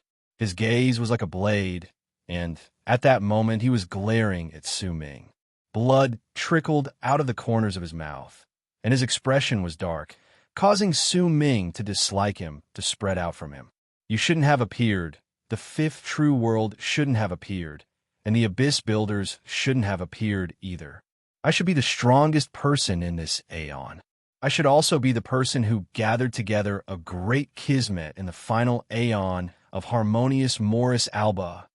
Luya's voice was low. He did not roar, but once he spoke, he lifted his right hand and struck the center of his brows. With it, the mark of the gourd at the center of his brows turned red. At the same time, his presence increased exponentially, and his right hand swelled up several times. When he lifted his head, he lifted his right hand, and with a cold sneer on his lips, he threw a punch at the galaxy beneath him. With it, a layer of ripples stirred up in the galaxy, with Liu Ye's right hand as the center. They spread out like raging waves, as if they wanted to shatter the galaxy and crush the expanse cosmos Su Ming had formed with true Morning Dao World's will. In truth, he had indeed done it. The expanse cosmos Su Ming had formed with true Morning Dao World's will shattered under the punch, revealing the galaxy of true Morning Dao World. Liu Ye threw his head back and laughed. When he lifted his right hand, he threw a punch at space again. This time, his body trembled violently, and overlapping shadows instantly appeared. In the blink of an eye, he had split into more than 1,000 clones, and they instantly tumbled backwards in all directions.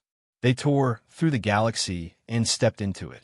They were not fleeing, but were using all sorts of methods to tear open the world leading to Ninth Summit.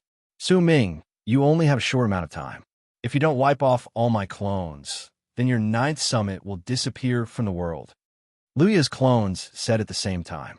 Their voices echoed in all directions, as if they wanted to affect the entire true Morning Dao World. Su Ming's expression remained indifferent. Even when Liu Ye broke out of the expanse cosmos formed by a true Morning Dao World's will, and even when his clones scattered in all directions, his expression did not change. Only when Liu Ye said that he wanted Ninth Summit to disappear from the world did a cold glare appear in Su Ming's eyes. It was filled with killing intent, and he slowly lifted his head. You've finally given me another reason to kill you, Su Ming said flatly. Liu Ye laughed madly in return. His 1,000 clones had already torn through space and saw the sect where Ninth Summit was located. Some of them had even rushed in, and when they ran into the cultivators of Ninth Sect, they were just about to attack. However, Liu Ye suddenly realized that the disciples in Ninth Summit whom his clones saw did not seem to have noticed the danger. It was as if they could not see Liu Ye's clones, and all of them turned a deaf ear to him, causing him to be shocked.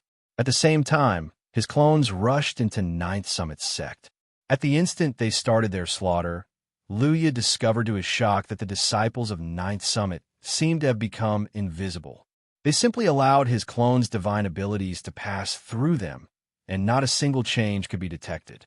But soon, he came to a realization. The ones who were invisible were not the disciples of Ninth Summit, but his clones. You've never left this place, Su Ming said flatly. The hearts of Liu Ye's clones trembled. When they looked around them, they immediately discovered to their shock that they were still in the world Su Ming had created and seemed to be isolated from the rest of the world. It was as if they had turned into a mirror. They could see what was outside, but they could not touch it. They might think that they had left, but in truth, at the moment that thought appeared in their heads, they would be eternally trapped in this place. Liu Ye's expression turned incredibly sour. His clones moved again and instantly spread out in all directions. They tore through the galaxy again and stepped into it to see true Morning Dao World once more. Liu Ye tore through the world again and again as if he had gone mad. But in the end, he was still in true Morning Dao World. There seemed to be countless worlds around him, and each of them was called true Morning Dao World. Only Su Ming stood there. His expression did not change much. He only watched indifferently as Liu Ye's clones continued tearing through space. Since you can't escape, then everything will return to dust. When Su Ming said those words out of thin air, he closed his eyes. As he did so, the entire world shuddered and shattered. Some of Liu Ye's clones also shattered. This scene caused Liu Ye's expression to change drastically. Chapter 1469. His clone swiftly gathered together, and with a single move, it turned into his body once more. The galaxy looked like true Morning Dao World, but Liu Ye felt that it had turned into an inescapable net. There was no need to even mention leaving. Just maintaining his existence was already incredibly difficult. When Su Ming closed his eyes, the entire world shattered. A terrified expression appeared on Liu Ya's face. A powerful sense of life-threatening danger instantly rose in his heart. When he saw a large part of the world around him shattering, the destructive presence became incredibly thick. Madness appeared in Liu Ya's eyes. He lifted his right hand and struck the center of his brows again. With it, the mark of the gourd shone with light.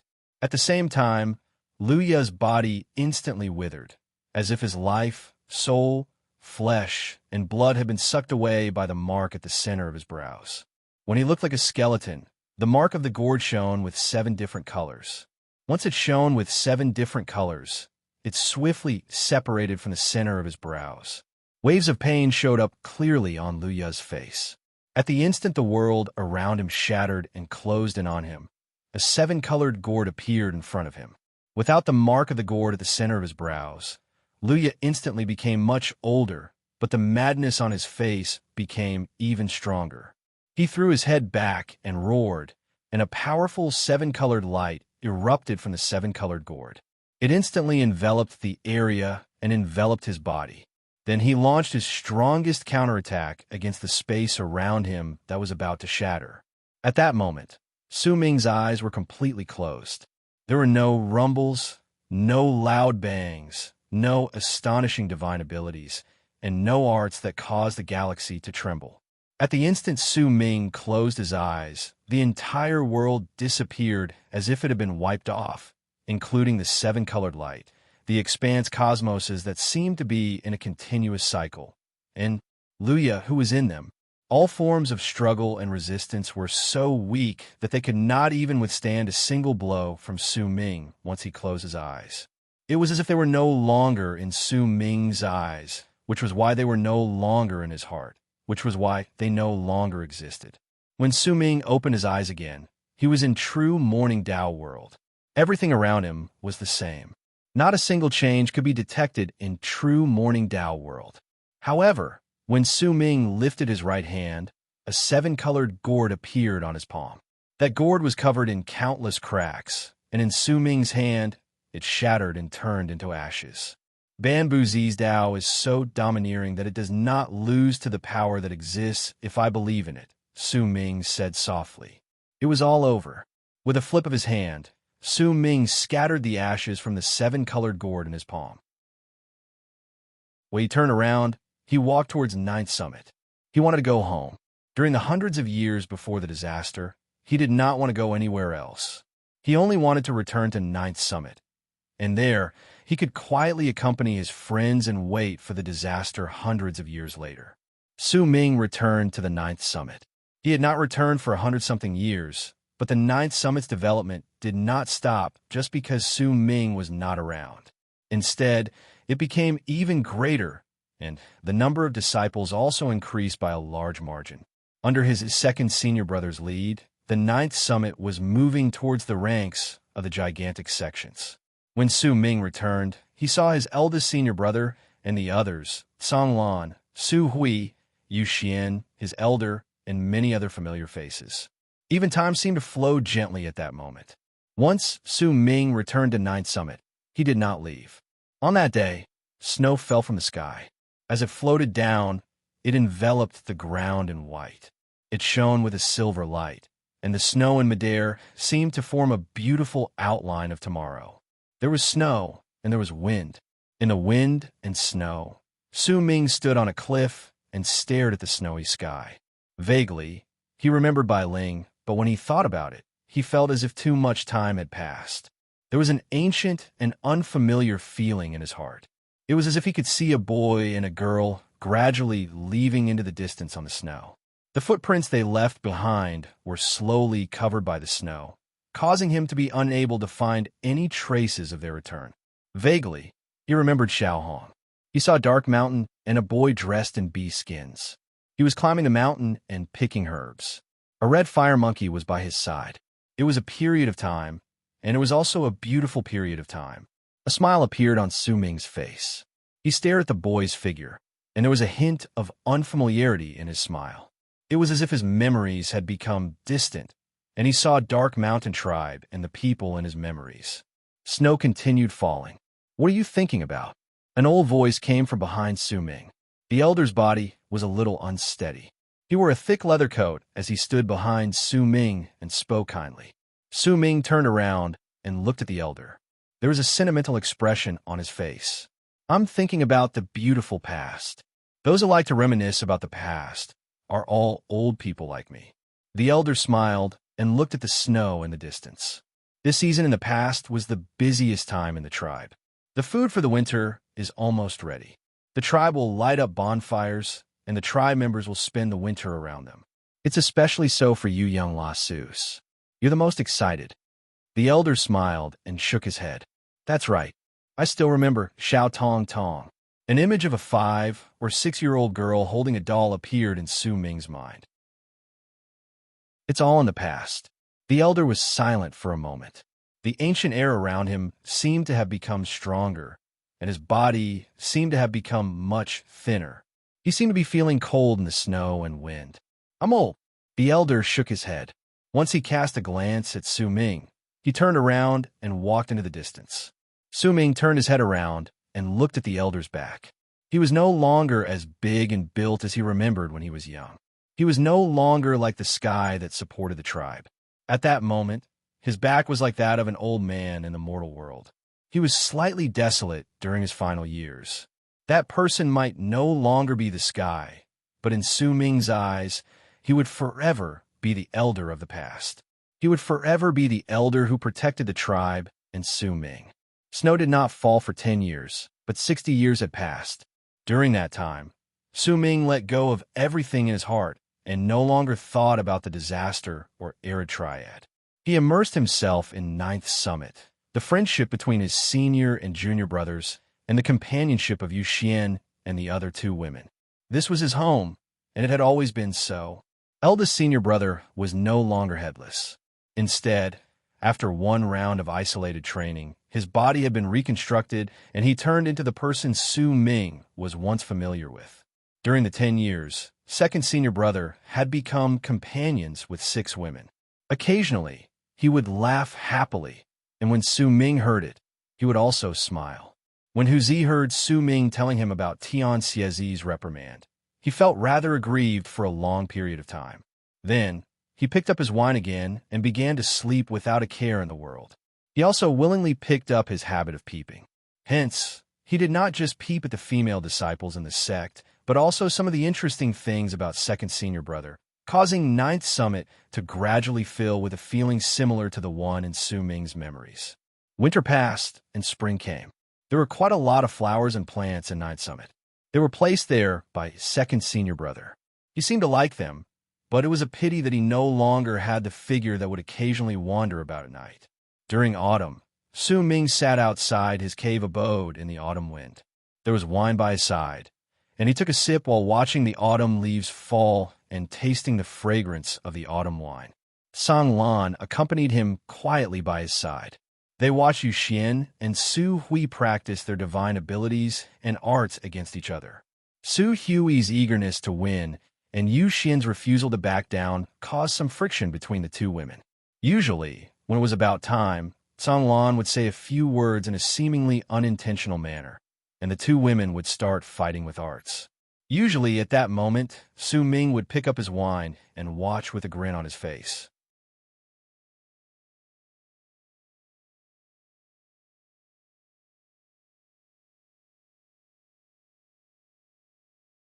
Chapter 1470.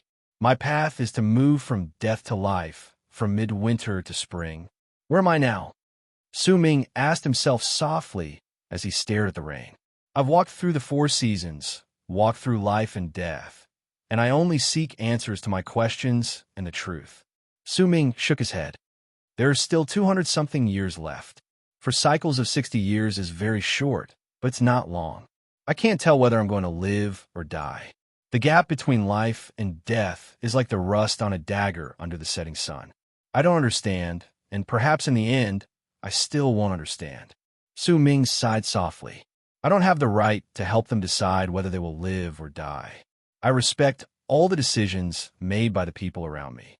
I will never interfere with their choices and their determination, because we are equals, and because I care about them. Su Ming stared at the rain, and determination gradually appeared on his face. But this time, I want to ask you, for the first time in my life, and perhaps the last time, I will be selfish and choose this path for all of you. First, I won't choose it. Second, I can't choose it. Third, if that world truly exists, then I swear that if I don't die, then it doesn't matter whether it is tens of thousands of years or a long period of time, I will still search for your traces. If you can't see me anymore, then just like the tree where Arid Triad is, please forget me. Pretend that none of this happened. Pretend that harmonious Morris Alba is someone's dream and that it is just an illusion left behind by someone. Pretend that there has never been a person named Su Ming in this world. Su Ming mumbled.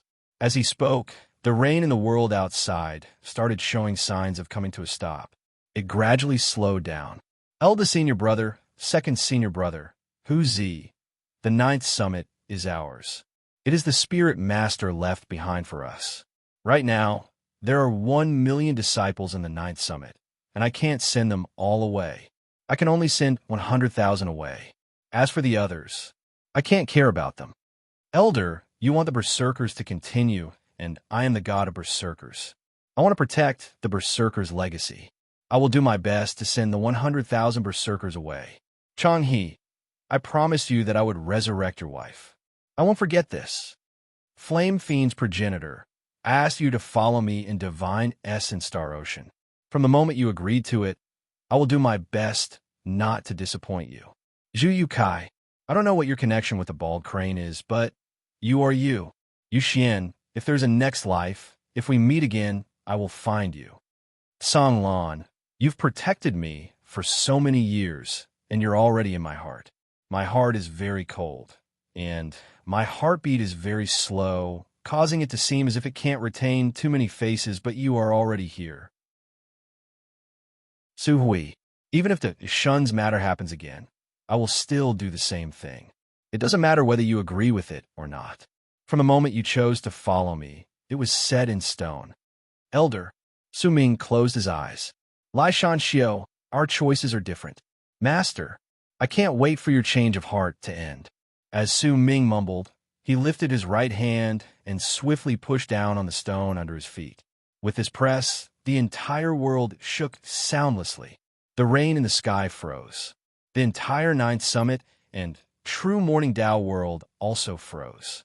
Yu Xian was glaring at Su Hui as if she wanted to say something, but her expression had already turned into eternity. Su Hui had a smug look on her face, as if she was going to counterattack, but in the end, everything froze as well. Song Lan maintained her smile, but she was not looking at Yu Xian or Su Hui. Instead, she was looking in Su Ming's direction. Her eyes were sparkling, as if she knew all of this, just like her unique ability. The elder sat quietly by the lake and stared at the water before he closed his eyes. Eldest senior brother sat cross-legged and meditated. He had no idea how long he had been sitting there. Second senior brother looked at the women around him with a smile and shook his head. He did not notice that there was a rune shining in a small mirror at the entrance. At the place where the small mirror formation was connected to, Hu Zi was drinking wine. He had a careful expression on his face and a smile on his face as he continuously looked at the other mirror in his hand. The mirror reflected the scenes of his second senior brother. Everything had become still, including Changhe, Flame Fiend's progenitor, Zhu Yukai, who was staring in the direction of the barren lands of divine essence, all the berserkers, and the bald crane. The bald crane bit down on a crystal in its mouth. The abyss dragon was talking beside it, but at that moment, it stopped moving. All of Ninth Summit and all of true Morning Dao world was the same. Only Su Ming opened his eyes again. That world, I believe it definitely exists. As Su Ming mumbled, he bit the tip of his tongue and coughed up a mouthful of blood. It instantly turned into blood fog that enveloped all of Ninth Summit. Even if it didn't originally exist, it must exist after I am here. It's like creating a world. With my beliefs, my will, and my everything, I will create that place. Su Ming swung his arm, and blood fog immediately surged into the sky. It filled the entire Ninth Summit and started tumbling about. In that world, all of you will have a good life. You will not remember me, because I do not know whether the day will come when I will appear before you. You will bring my blessings to all of you. I will use 200 years to complete the most important art in my life. This time, I will need a total of 200 years to complete it. All of this is because I must ensure your success. I must ensure that all of you can truly enter that world. I must also believe that that world exists. I don't know its name, and I haven't seen the expanse cosmos it resides in either, but I believe that it exists. Its name is definitely related to dust, because harmonious Morris Alba will turn into dust. You are the dust I sent. That will not rot, my closest kin, Su Ming said calmly, but there were deep emotions on his face. Slowly, he sat down cross-legged and closed his eyes again. When he closed his eyes, all of his thoughts turned into fragments that had gone through a myriad of twists and turns in his memories. When he closed his eyes, all of the things that had disappeared in the blink of an eye returned to silence, but someone in the wind and rain was knocking on his memories.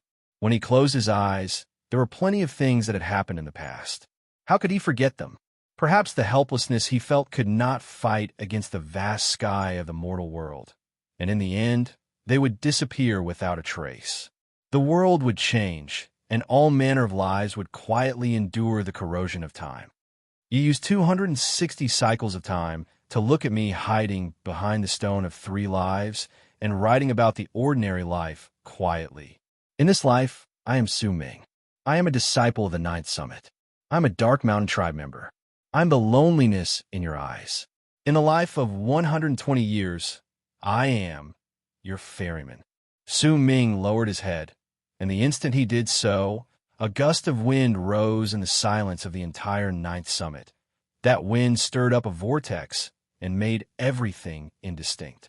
It turned into a life that would last for 120 years in Su Ming's world. Because Su Ming could not send them away so easily, and because he had to ensure that he would definitely succeed, he needed 120 years to send them away. He needed an entire life, and he also needed Su Ming's will to turn into an illusory world when he parted with them for the final time. In that world, the wind was gentle and the sun was bright. There was no disaster in that world, and there were no cultivators in that world. It was a world of mortals, and it was a blessing in the midst of peace. The karma I cultivated in my previous life took thousands of years to cultivate just once. I personally paddled the boat for you and brought you across the river called the River of Forgetfulness. I ferried you to the other shore. The river gurgled. An ancient ship was docked by the river. There was a wooden house there, and inside it was a boy. He sat quietly and watched the sun rise and set, watched the 4 seasons change, and waited for the person who came to him. Spring, summer, autumn, winter, all the way until spring. The young man raised his head and heard the sound of hooves. He saw a white-clothed figure on a white horse. It was a woman, an elegant and beautiful woman with a gentle expression on her face. The woman's eyes were very beautiful, and the expression contained within them was even more beautiful. When she stared at you, you would forget about the world and want to stare at her for eternity. I've waited for 7 seasons, and the first person across the river has arrived. She is Tsanglan. The boy stared at the woman coming towards him, and a smile appeared on his face. Ferryman, what river is this? The woman stopped by the river. Her beautiful eyes stared at the river before she looked at the boy. The River of Forgetfulness. Where is the other side of the river? The woman asked while she sat on the white horse. I've never been there before. Nonsense. If you've never been there, how can you cross the boat here? The woman smiled gently and tugged at the white horse to leave, but she seemed to have remembered something and got off the horse. Oh well, I'll go and take a look. As she spoke, the woman took a few steps onto the boat and looked at the boy. The boy got on the boat and started paddling. Under the setting sun, he slowly rowed the boat towards the other side of the river. Along the way, the boy sat at the back of the boat and did not speak. The woman also fell silent. She sat at the bow and stared at the River of Forgetfulness. Gradually, anguish appeared on her face. It was as if an indescribable sadness and melancholy had surged into her heart at the same time. Her emotions were wet, and they were like the boat that had completed the journey of her previous life. In an instant, they turned into clear tears that drenched her thin robes. It was as if they were tainted by her longing for her previous life, and they turned into chills that came crashing into her face. They cleared her mind, but they fell into her heart and turned into sadness. She wanted to wash them away, but no matter what, she could not wash away the faint sadness in her eyes. When they reached the riverbank, the setting sun turned into a crescent moon that shone on the surface of the river of forgetfulness. The woman sat on the boat and remained silent for a long time. Then, she turned her head around and looked at the boy.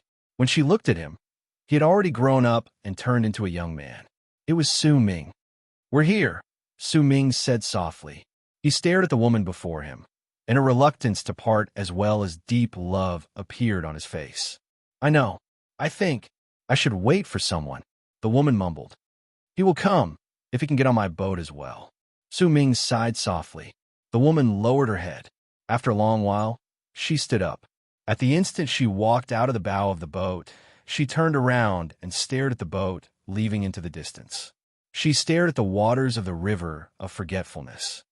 "I'll wait for you." Su Ming heard her soft murmurs. When did the moon in the river first shine on a person? Who saw the moon for the first time by the riverbank? We were fated with each other in our previous lives, but in this life, who will be the ferryman? Today is the third watch. The second watch is around 8:30, and the third watch is around 12. Next month, I will fight. Chapter 1471. The ferryman was at the end of the world. That sky was the reflection of the river of forgetfulness, and the end was the endless river water. As it splashed, no one knew where it flowed to, but it turned into an endless horizon. If a person drank a mouthful of the river of forgetfulness water, perhaps they could forget the past, just like Su Ming at that moment. He ferried the boat and paddled the oars. The splashes of water scattered in the air, and one drop fell to his lips. It tasted bitter. He was still by the river of forgetfulness, still in the wooden house that did not seem to have decayed in the passage of time. Su Ming sat quietly under the eaves and looked at the sky, the world, the rise and fall of all lives, and the person who might come during the rainy night. During the summer of one year, the rain brought with it a hint of coolness in the scorching heat. On one night, another person finally came to the wooden house. It was a man dressed in a long robe. He was built and had a dignified face. He stood quietly beside the wooden house and stared at the river. There was a hint of dejection on his face. "Ferryman," he said softly. Su Ming sat under the wooden house and lifted his head. When he looked at the man with his face that had fused with the darkness, a smile appeared on his face. He ferried Song Lan away, and his eldest senior brother came. "Is this river called the river of forgetfulness?" the man asked softly as he stared at the river. "Yes." "Is the other side of the river?" "I don't know. I'm waiting for someone." The man turned his head around. When he looked at Su Ming, moonlight fell on his face. There was a deep reluctance to part in his gaze, along with an indescribable sorrow of parting. Su Ming smiled. He got up and walked to the stern of the boat. He turned his head around and looked at the man calmly. The man was silent for a while before he laughed. His laughter grew louder, and as he laughed, he looked as if tears were about to fall down his cheeks. With a step, he stepped onto the bow of the boat and sat down cross-legged. The boat moved forward. It was night in the river of forgetfulness. Rain fell on the river and let out endless sounds. It fell into the boat and knocked against the wood, as if it was telling the story of the past and the future. They were brothers in the same sect in Su Ming's previous life, and in this life, they would be in the same boat in the river of forgetfulness. Su Ming stared into the distance, and the smile on his face gradually turned into a soft sigh in his heart. When they reached the other side, the man stood up in silence and walked out of the boat. "The person I'm waiting for is my junior brother. Boatman, if you see him, please tell him. He must come." The burly man didn't turn back as he strode off into the distance. Su Ming looked at the man's back, and after a long, long while, he nodded his head lightly. "I will." He turned around and returned to the place where he was supposed to be waiting for the next person on the boat. The rainy nights of this season seemed to leave a little slower. Even after a few months, it still rained for a long time. Regardless of whether it was day or night, it was as if someone was shedding tears in the sky. Those tears fell onto the earth and turned into rain. It was especially so at night. When the wind blew, raindrops fell on different places on the ground, be it the soil, the leaves, the wood of the boat, the river, or the eaves on which Su Ming stood. The different sounds traveled into the air at the same time, forming a heavenly melody that could be easily missed if one did not listen carefully. Su Ming sat under the eaves and fused with the darkness. He listened to the rain and calmed his heart. He stared into the distance and quietly got through the cold of the rain. When midnight arrived, a candle was lit and placed under the eaves. He carefully placed a cover over it, causing the wind that blew towards him to be unable to extinguish it. It became the only source of light in the dark, so that the people who came at night would not be unable to see this place and would not get lost. As he stared at the candle, Su Ming did not think about his past, did not think about his level of cultivation, and did not bother about the disaster's descent and the matters in Eritread. The only thing he cared about was being a ferryman who would ferry his friends and loved ones to the other side of the river during the 120 cycles of 60 years. At some unknown point of time, a straw cape covered Su Ming's heart, and a straw hat covered his soul. He had his head lowered, and under the straw hat, he stared at the candlelight in the shade. He saw the world in the candlelight, and he saw the emotions of the people he was familiar with in that world. Then, when dawn was about to arrive, a ghost came to him. It was a ghost whose entire body was hidden in darkness. He stood in front of Su Ming and stared at the candle flame and the lampshade with him. There was an indescribably complicated look in his eyes, and he gradually lifted his head to look at Su Ming. "You might have deceived the others, but you can't deceive me. Since this is your decision, I only hope that there will come a day when I can still see my youngest junior brother. In this life, you are a ferryman. Let's go. Bring me across the river." The ghost smiled, but his smile was very bitter and astringent. Su Ming lifted his head and stared at the ghost in front of him, then at his second senior brother. He quietly got up and rowed quietly until they reached the other side of the river. "I don't have money for the ferry," the ghost said languidly while standing at the bow of the boat. "I've already given it to you in my previous life." Su Ming shook his head and sent his second senior brother off with his gaze. When his second senior brother heard his words, he seemed to have smiled. There was a reluctance to part in that smile, and when he turned his head around, even though the two of them were separated by the river of forgetfulness and the lone boat, the smile could still be seen clearly. "This was originally not your responsibility. This was my original intention." The boat left into the distance. The river of forgetfulness was separated by the previous life and the current life, the past and the present, and perhaps a person who would never be able to meet again. Su Ming could not tell whether he was sending him off, or whether he was sending him off. Su Ming knew who that he was. His second senior brother knew, and perhaps others would also know. Once Su Ming ferried Song Lan away, sent his eldest senior brother away, and watched his second senior brother leave into the distance. He returned to the place that belonged to him during the 120 cycles of 60 years. It was beside the wooden house that would no longer decay as time passed. However, while the wooden house would not decay, Su Ming's face was no longer that of a young man, but that of a middle-aged man. There was stubble on his middle-aged face, and there was a faint, ancient air about him. However, most of his face was covered by the bamboo hat. Sunlight could not shine on him, and it was only natural that his eyes could not see him clearly. Perhaps only the candlelight in front of him could see his face as he sighed softly. The rainy day seemed to be about to end. On another rainy night, Su Ming stared at the candlelight, then turned his head around to see a small white flower that had bloomed beside the wooden house at some unknown point in time. The flower was very beautiful. It shuddered in the rain as if it was trembling, but it continued blooming stubbornly. It was a daylily. The daylily in the rain was beautiful, but there was strength in its beauty. It was like a woman. It bloomed quietly. There was no thick fragrance coming from it. Neither was there a graceful elegance. It was very simple and normal, but in Su Ming's eyes, it was the only thing in the rain. As he stared at the daylily in the rain, Su Ming walked over. A paper umbrella appeared in his hand, and he shielded the white daylily from the rain. The umbrella was not big, but it could shield the white flower from the rain, as if it was giving it warmth. When the flower bloomed, it was as if there was a woman in Su Ming's mind smiling at him. That smile was incredibly beautiful. As he stared at it, a smile also appeared on Su Ming's face. He stared at the flower quietly, as if he could look at it for the rest of his life. The rainy season was finally over. When the autumn wind blew, Su Ming placed the small white flower in a pot and placed it before him. He used his body's warmth to protect it, and it became his companion as he watched the autumn wind. From the distance, it looked as if there was a woman sitting beside Su Ming.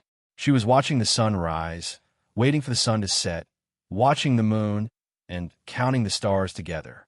The leaves scattered in the wind. One of them landed in front of Su Ming on his lifted palm.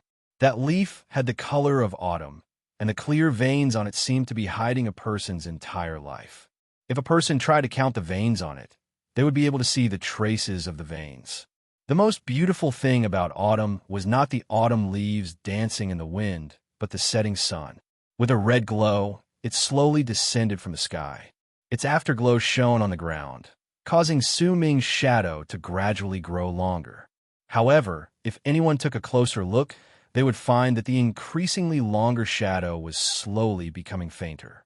When dusk arrived, the shadow would disappear. No one would be able to tell whether it had fused with the ground or fused with the night. It was just like how no one could tell when time would end, and no one could tell whether they would truly meet again in the distant world.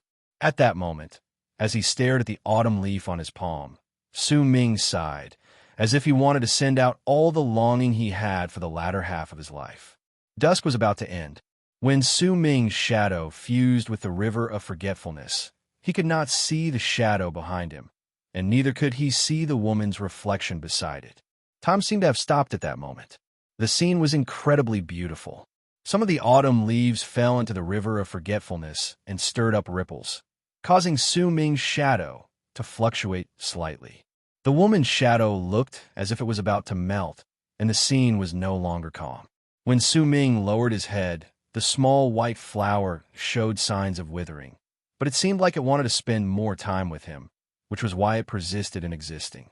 When Su Ming lifted his head, he saw a woman in a red dress with a hint of arrogance on her face. She had a sword on her back, and she walked towards him from the distance. Her footsteps were not quick, but at the instant she appeared, it was as if all the gazes in the area were gathered on her. It was not because of her beauty, but because of the might that came from the depths of her heart. It was different from a normal woman's gracefulness. It was a mature charm, just like her clothes. It was as red as the sun, and from the distance, she looked like a fierce horse. If anyone had the ability to subdue her, then she would belong to them. If they could not, then she would belong to the distance. "Ferryman, do you have wine?" As she got closer, the woman stopped beside the wooden house, and with a profound look in her eyes, she looked at Su Ming. Su Ming lifted his head and smiled. Ferryman, you're not young, but you do have quite the charm." The woman cast Su Ming a glance, then suddenly took a few steps forward to get closer to him. She scrutinized his face. "I don't have any wine, but there might be some on the other side of the river," Su Ming said with a smile. "Then what are you waiting for? Hurry up and get on the boat." The woman smiled, and it was as if a rose had bloomed. She turned around and stepped onto the boat. When she turned her head back, she saw Su Ming getting up and bringing the withering small white flower to the stern of the boat. At the instant the sun set, the boat left on the river of forgetfulness. On one side of the boat, there were 3 deep shadows. Here's the second update. Reserved monthly tickets for November. Fellow Taoists, the sword will be unsheathed in November. At 12 o'clock, there will be a 3rd chapter. The explosion will begin now. Chapter 1472. San Lan left. Eldest senior brother, second senior brother, Su Hui, and Yu Xian sat on Su Ming's boat and went to the other side of the River of Forgetfulness. Su Ming's comings and goings on the River of Forgetfulness were like circles in the cycle of life and death. Time passed, and before anyone knew it, a lot of spring and autumn had left his memories. Su Ming was no longer a middle-aged man. Instead, his hair had turned white, and he had become an old man. From the distance, perhaps the figure under the setting sun had turned into an old man with a straw hat in a lone boat. He sat quietly in the passage of time outside the wooden house. One cycle of 60 years passed just like that. From the start until the end, Su Ming did not take even half a step into the wooden house. It was as if the threshold of the wooden house was a ravine that separated the sky and earth. On the other side of the ravine was everything that had awakened, and on the other side of the ravine were the lights from the homes where Su Ming had once sat and meditated while staring at the candlelight. Winter came very early that year. Snow fell from the sky and covered the ground. From the distance, it was impossible to forget the greenery. The cold brought with it a chill that seemed to be able to freeze everything.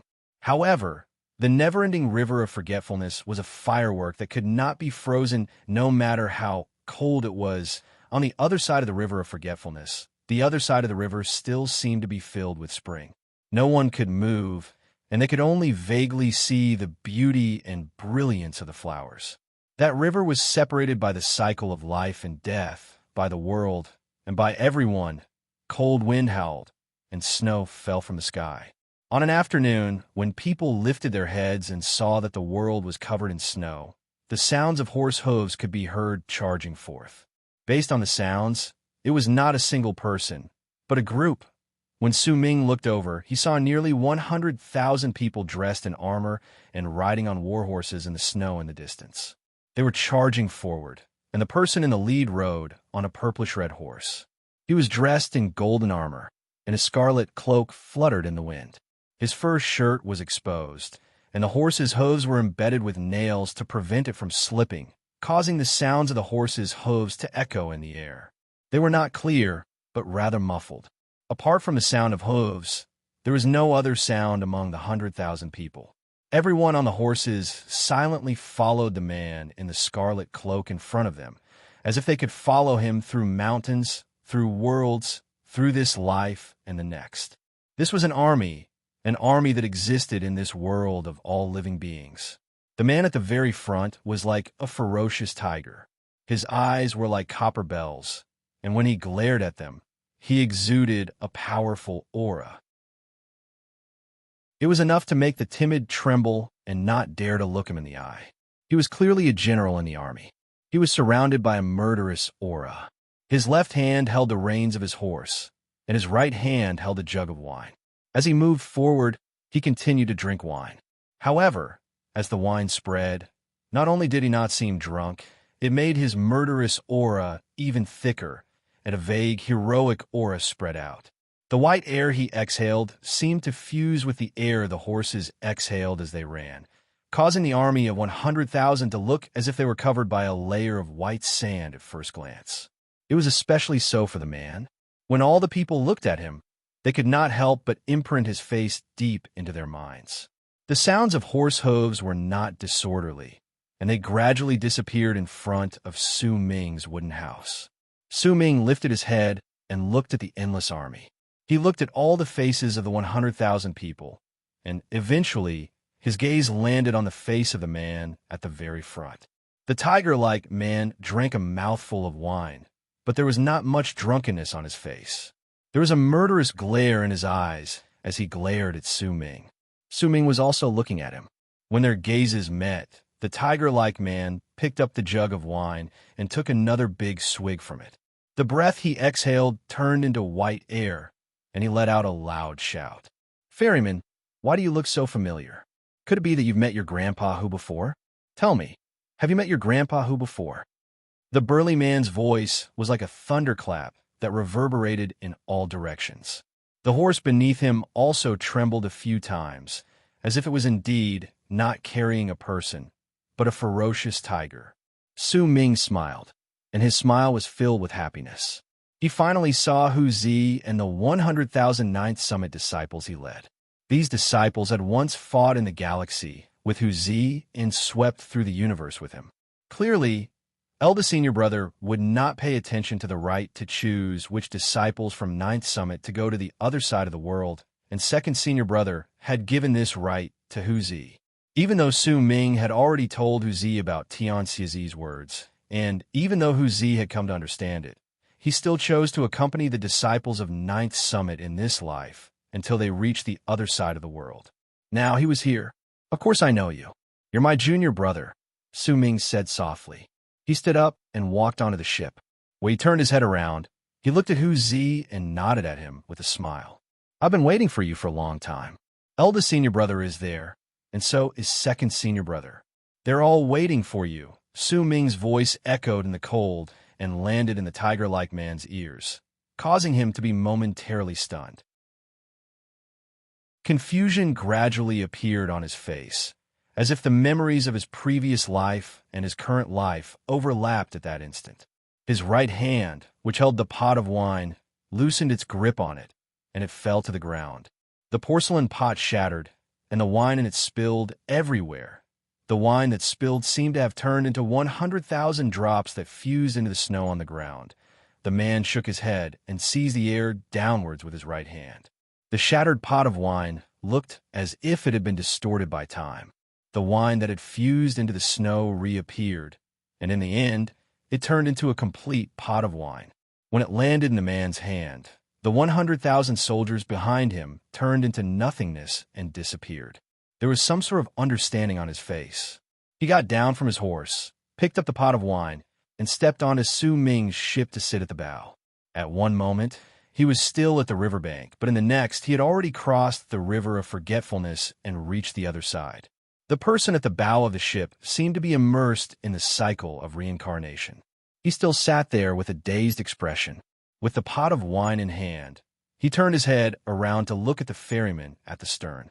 Youngest junior brother. A murmur tumbled out of the man's mouth, and the sound of raindrops falling on the wood of the ship echoed in the air. Those were not raindrops, but Hu Zi's tears. Su Ming lifted his head and looked at Hu Zi.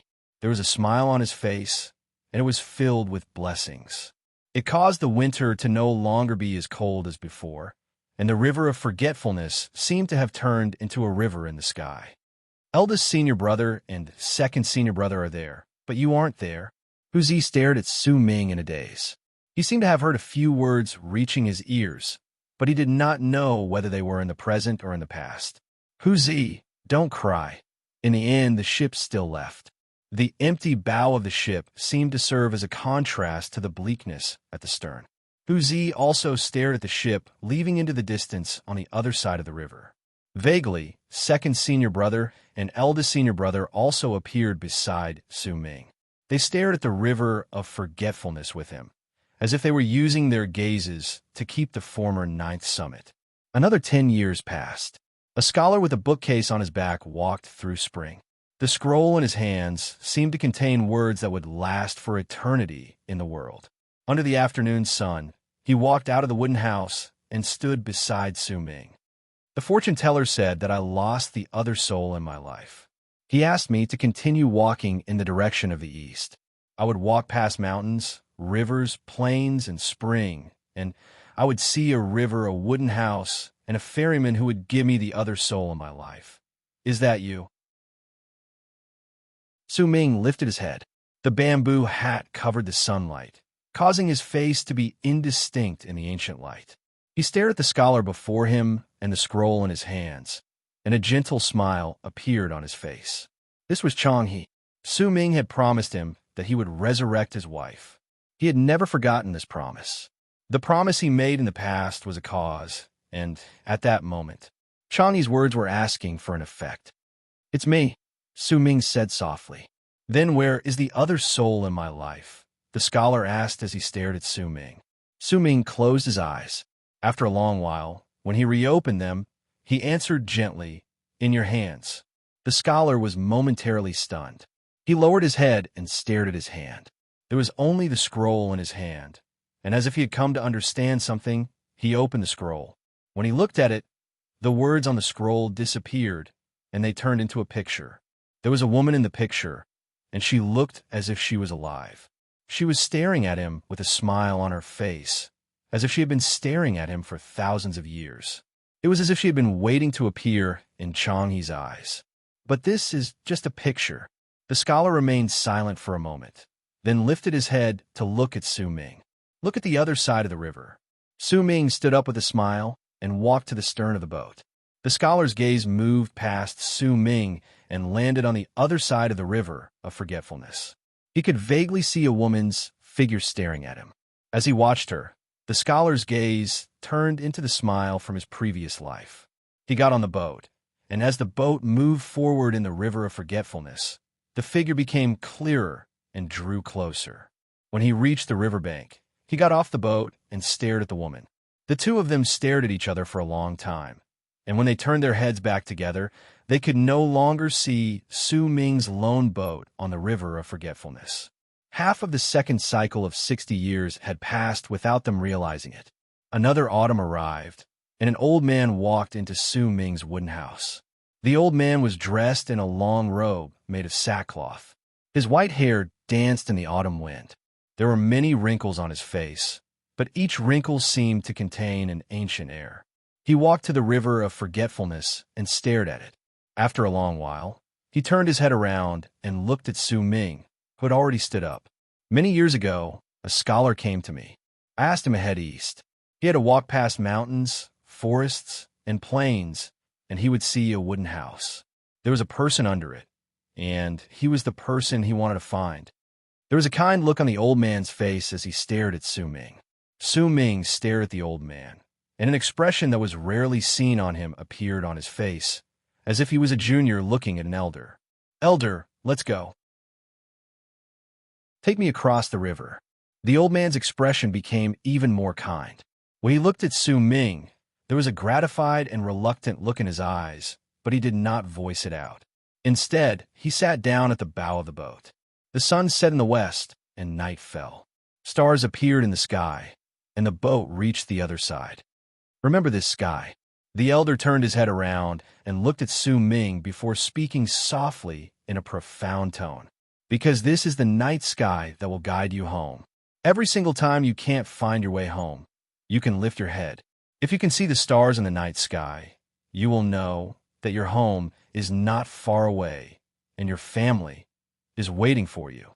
Please guarantee the monthly votes. My fellow Taoists, we've been quiet for the past year. It's been too long since we've had a rush of passion, and we've almost forgotten the feeling at the top of the mountain. This month, my fellow demons, are you willing to fight against Starting Point with me? November is the month of eruption. Let us give Chio Mo a completion. Let us give Chio Mo a peak." Chapter 1473. This month, I want monthly votes. This month, I want at least 80 chapters. This month, all of you know what I want. Fellow Taoists, are your swords rusty? Are your hot-bloodedness cold? Are your stubbornness still there? If your swords aren't rusty, if your hot-bloodedness is still burning, if your stubbornness is still the same, then let's fight Tian Fong together, okay? I will erupt and fight to the end. Fight, fight, fight! Chapter 1474. His elder had left. With an ancient air about him, he staggered a little and left into the distance on the other side of the river. Gradually, he disappeared into the spring on the other side of the river and could not be seen anymore. Su Ming's vision became blurry. It was not because the figure in the distance was gradually moving further away, but because the tears in Su Ming's eyes had turned his world clouded by rain. He could not see the world clearly, and neither could he see the present clearly. Only the past was clearer because it was in his memories, and only the future was clearer because it was in his hopes. They were like the veins of autumn leaves. If he wanted to count them clearly, he had to. In the blink of an eye, another 10 years passed. Su Ming had already spent 90-something years in the world. He looked even older, and more wrinkles appeared on his face. The ancient air he exuded seemed to be able to compare to that of the wooden house. At that moment, he was sitting under the eaves of the wooden house. The old man, the ancient house, and dusk. The four seasons intersected with each other. Rain and snow appeared at different times before Su Ming's eyes. Autumn leaves and spring buds danced together, and heat and withered trees existed together. The sun rose and set. Their eternity seemed to contain some sort of law that governed life, and even the universe.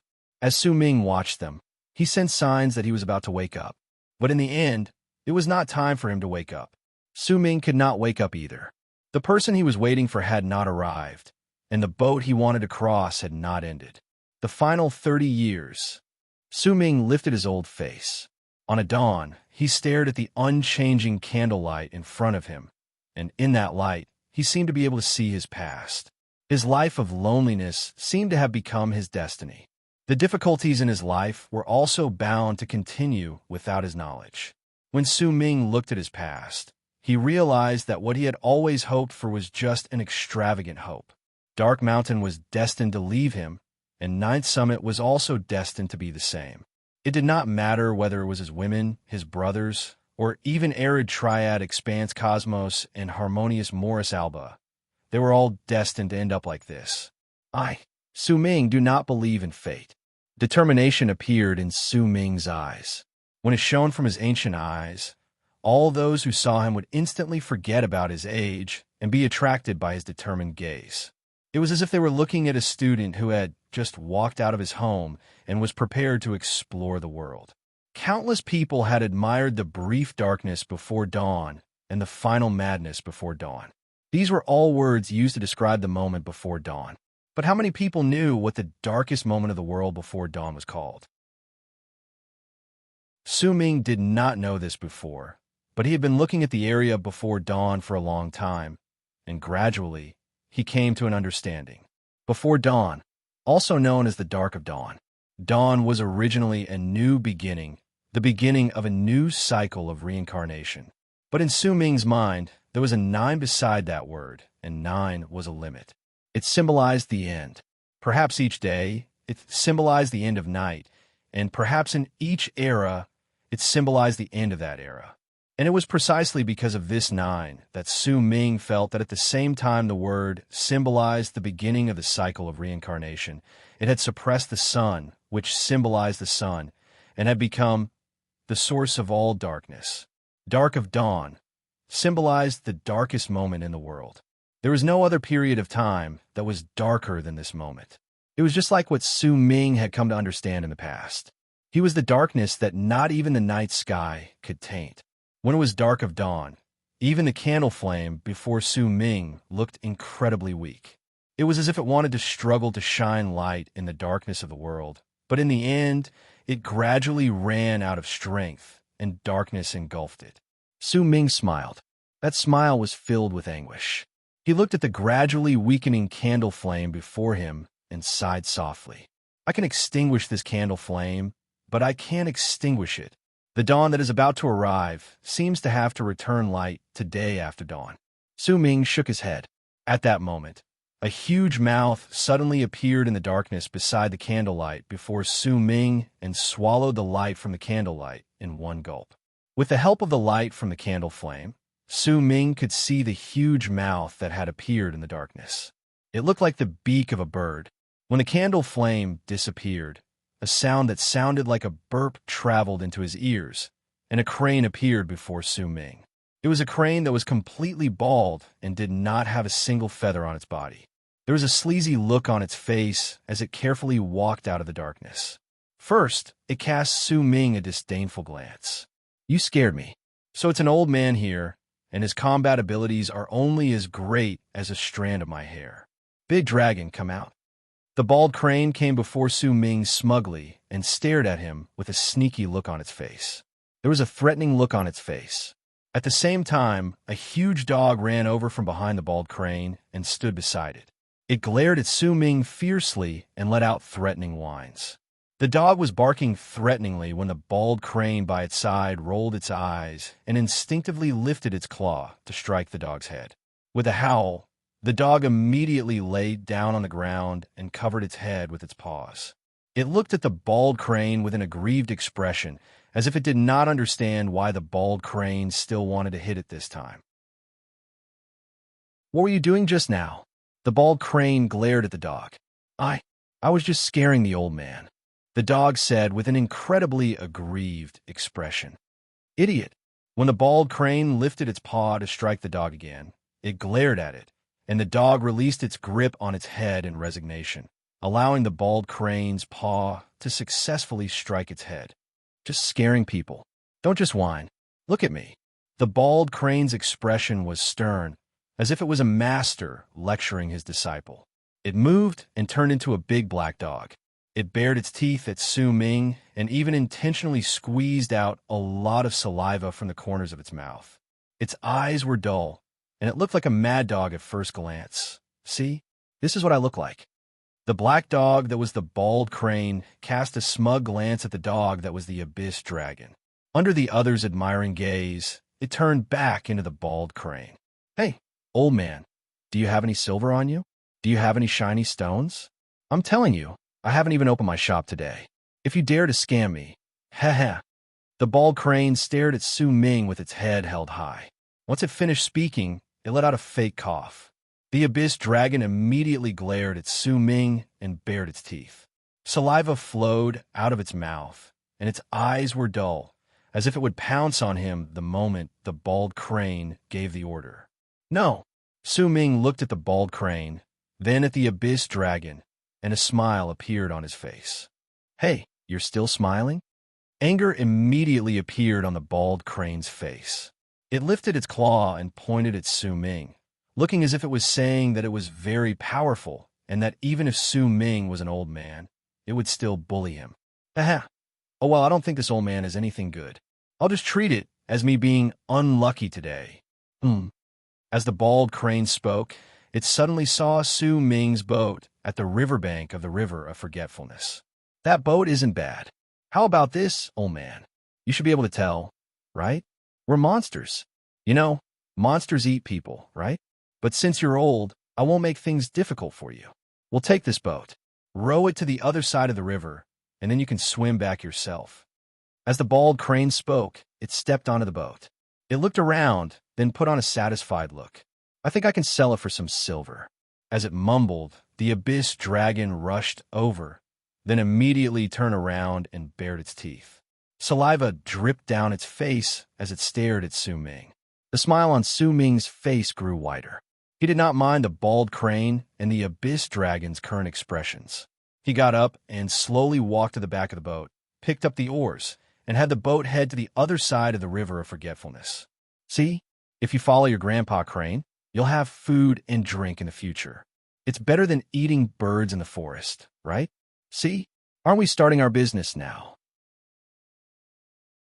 Haha. The bald crane stood at the bow of the boat with a smug look on its face as it reprimanded the abyss dragon. The abyss dragon stared at the bald crane with a worshipful expression and nodded repeatedly. Occasionally, it would even turn around and continue baring its teeth and drooling. This action told Su Ming that it was very fierce. "When we reach the other side of the river, I'll bring you to eat and drink well, and we'll make the dual fiends of black and yellow rise to power there." The bald crane had a smug look on its face. It lifted its right claw as if it was pointing at the world, causing the abyss dragon to idolize it even more. But after a moment of hesitation, it still could not help but speak. "Boss, I don't like spicy food." The bald crane fell silent. During that instant, its high spirits seemed to have been enraged because it had been disturbed. It turned around slowly and stared at the innocent-looking abyss dragon. Suddenly, it lifted its claw, and as it growled, it continuously patted the dog's head. "I told you not to drink spicy food. I told you not to listen to me. I told you." On the way, Su Ming's smile remained on his face. The conversation between the bald crane and the abyss dragon echoed in the River of Forgetfulness. When they reached the riverbank, the bald crane lifted its hand while panting slightly, then glared at the abyss dragon fiercely. "Why aren't you going down to check whether there's any danger around you? You have to know that we're monsters. Monsters, you know? As monsters, we have to be constantly on guard. We have to be on high alert, especially when we're in an unfamiliar place. We have to be the first to check everything around us. Only by doing this will we fit our status as monsters. Only by doing this will we be able to run away at the first instant when we run into those damn villagers who want to eat us. The bald crane's earnest words made the abyss dragon immediately nod. With a single move, it rushed out. Once it reached the riverbank, it immediately looked around with a wary expression.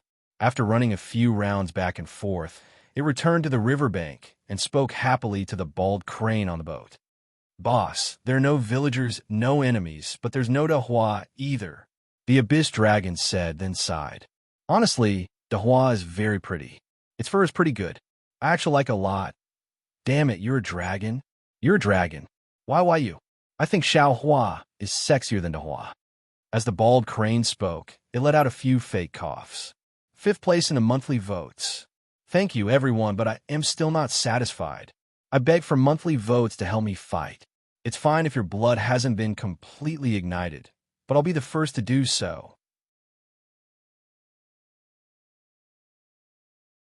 Chapter 1475. Dahua is good. Xiaohua is good. Dahua is beautiful. Xiaohua is even more beautiful. You've never heard Xiaohua's cries. That fur, that body, it's perfect. The abyss dragon cast the bald crane a strange look and could not help but say, "Xiaohua is a male dog." The bald crane fell silent. A hint of melancholy gradually appeared on its face. After a long while, it sighed, as if fate was toying with it, and the will of creation was toying with it. Shaking its head, the bald crane walked towards the shore, but right when half of its foot was about to step into the water, its body suddenly froze. It did not know why, but at the instant it was about to leave the ship, a sharp stab of pain rose in its heart. It was as if it would lose some people and things it did not want to lose if it took that step. In silence, under the abyss dragon's surprised gaze, the bald crane turned around and stared at Su Ming in a daze. It saw the ancient face under the bamboo hat, along with the gentle smile on it. That smile seemed to be able to see through time and space. It brought with it a feeling that the bald crane did not know what it was feeling. It felt as if a bolt of lightning had flashed in its head, and it seemed to have remembered something. The bald crane lowered its head and stared at the river of forgetfulness. Gradually, it saw a bald crane turning into the crane deity in some tribe, then running into a young man called Su Ming. It saw the bald crane turning into a 7-colored sparrow in the sky. It saw everything that had happened between it and the young man in Divine Essence Star Ocean, Arid Triad Expanse Cosmos, Dark Dawn, and Saint D Fire. The scene in the river finally stopped at that moment. It was the bald crane who was about to take half a step out of the ship. The abyss dragon seemed to have noticed something. An anxious look appeared on its face, and it quickly said, "Boss, what's wrong? Come on, we promised to have the world at our beck and call. We'll eat and drink well." The bald crane was silent, as if it did not hear the abyss dragon's voice. It lifted its gaze from the river of forgetfulness and looked at the old Su Ming again. It met his gaze. "Go, take that step. You will be happier in the world on the other side of the river than here," Su Ming said softly. The bald crane remained silent. The abyss dragon became even more anxious. It had never seen such an expression on the bald crane's face before. There was a reluctance to part, hesitation, and a faint hint of determination in it. This sort of seriousness had never appeared on the bald crane, but right then, the abyss dragon saw it with its own eyes. It was afraid. It was worried that the bald crane would not come. In its anxiety, it wanted to rush to the bow of the ship, but there seemed to be a barrier that could not be seen between the ship and the shore. When the abyss dragon pounced on it, the barrier blocked its body. In my memory, there were a few people who treated me very well, but there has never been anyone like you who made me experience friendship. In my memory, you are not my master. You are my friend. In my memory, when I follow by your side, I don't have to think about the confusion that often appears in my head. I don't want to awaken my memories either. I only hope that this carefree life can last for a very, very long time. In my memory, you are the incarnation of crystals. You have the divine ability to make crystals appear out of thin air, and it is something I have always dreamed of. Why should I leave? The bald crane stared at Su Ming, then pulled back its lifted foot and stepped firmly on the wooden ship. So what if it's destroyed? Darn it all, I'm not leaving. No matter what, I'm not leaving. The bald crane sat down by the side in a fit of pique. At that moment, it looked as if it was incredibly angry. No matter what, I won't leave. Su Ming was silent for a long time before he looked at the bald crane and asked softly, "Are you really not leaving? Even if it's fake, I won't leave." The bald crane said angrily while glaring at Su Ming. Su Ming sighed softly and stared at the bald crane. After a long while, he laughed and nodded. "Then, watch Harmonious Morris Alba's destruction with me." As Su Ming spoke, he rode the oars. As the ship left into the distance, grief appeared on the Abyss Dragon's face. "Great Abyss, why the hell are you crying? It's not like I'm not coming back. Wait for me. When I come back, we'll plunder all the crystals in this place." The bald crane stood at the bow of the ship and shouted loudly at the Abyss Dragon, which was gradually becoming blurry. When the Abyss Dragon heard the bald crane's voice, it looked over in a daze. It had not noticed that a woman in white hat appeared behind it at some unknown point of time. She stood there quietly like a small white flower. From then on, beside Su Ming, there was another figure under the wooden house. It was the bald crane. However, it was never quiet. It would always wander around the area. Even if it was incredibly bored, it would still circle around the wooden house until it was incredibly tired. Only then would it lie down beside Su Ming. Its bald appearance gave it a rather elegant air. Su Ming stared at the bald crane. His smile was much brighter than it had been 100 years ago. He seemed to have gotten used to the bald crane's company, gotten used to the bald crane's persistence towards crystals, and gotten used to having a friend that would occasionally make him feel resigned. Time passed. 19 years of the final 20 years of the 130 cycles of 60 years went by. During the final winter, Su Ming waited for the final people he had been waiting for on the land covered in snow. The berserkers. The 100,000 berserkers arrived quietly in the snow. They stood quietly outside the wooden house and looked at Su Ming. Su Ming was familiar with the few people in the lead, especially Nan Gong Hen, the tribe leader of the Fated Kin. He stared blankly at Su Ming standing under the wooden house, and a hint of confusion appeared on his face. "You're here," Su Ming said softly and stood up. Su Ming said softly and stood up. At the instant he did so, the 100,000 berserkers knelt down and worshipped him. "Greetings, God of Berserkers." Their voices spread through the area and into the river of forgetfulness, as if even the people on the other side of the river could hear them clearly. As they echoed in the air, Su Ming stared at them. They were the final batch of people he had been waiting for. Once he sent them away, he would no longer have any regrets. He would no longer have anything to worry about in Era Triad, and he could use all sorts of methods to fight for a chance of survival for himself. He swung his arm, and a gentle gust of wind immediately stirred up. It swept through the area and enveloped the 100,000 berserkers before sweeping them into Su Ming's sleeve. He lifted his foot and stood on the ship. The bald crane quickly followed him. Almost at the instant it stepped on the ship, it left on its own. In what seemed to be the span of a breath, it felt like winter had turned into spring. The ship approached the other side of the river, and when Su Ming swung his arm, the 100,000 berserkers appeared on the other side of the river. They stared at Su Ming in a daze. No one spoke, but the reluctance to part with him in their eyes was so great that even spring seemed to be affected by autumn. "All of you, take care of yourselves in this world." Su Ming looked at them, wrapped his fist in his palm, and bowed deeply towards the 100,000 berserkers. He bowed to them as the god of berserkers. With it, the spring wind fell, and the autumn wind rose, causing a hazy fog to appear between the ship and the other side of the river. "Send them off," Nan Gong Hen suddenly shouted in silence. "God of berserkers!" The 100,000 berserkers knelt down and worshipped him, causing Su Ming to lift his head. Even when his ship left into the distance, he could still see the 100,000 berserkers who could not get up from their bowing. The autumn wind sent off the ship. To Su Ming, he was sending off the 100,000 berserkers, but to the berserkers, he was sending off their god of berserkers. There is no need to distinguish who was sending off who, because the feeling of autumn when they parted was like walking through the spring on the other side of the river. As the ship left into the distance, it entered the depths of winter. When they arrived outside the wooden house, it was still a world of ice and snow. However, this time, when Su Ming got off the ship and the bald crane landed on the riverbank, he turned his head around to look. The ship had already sunk into the river of forgetfulness. Perhaps one day in the future, the ship would float again, and Su Ming would become its ferryman, bringing it to the other world represented by the other side of the river. Su Ming smiled in a carefree manner and swung his arm lightly. The ice and snow in the sky instantly froze.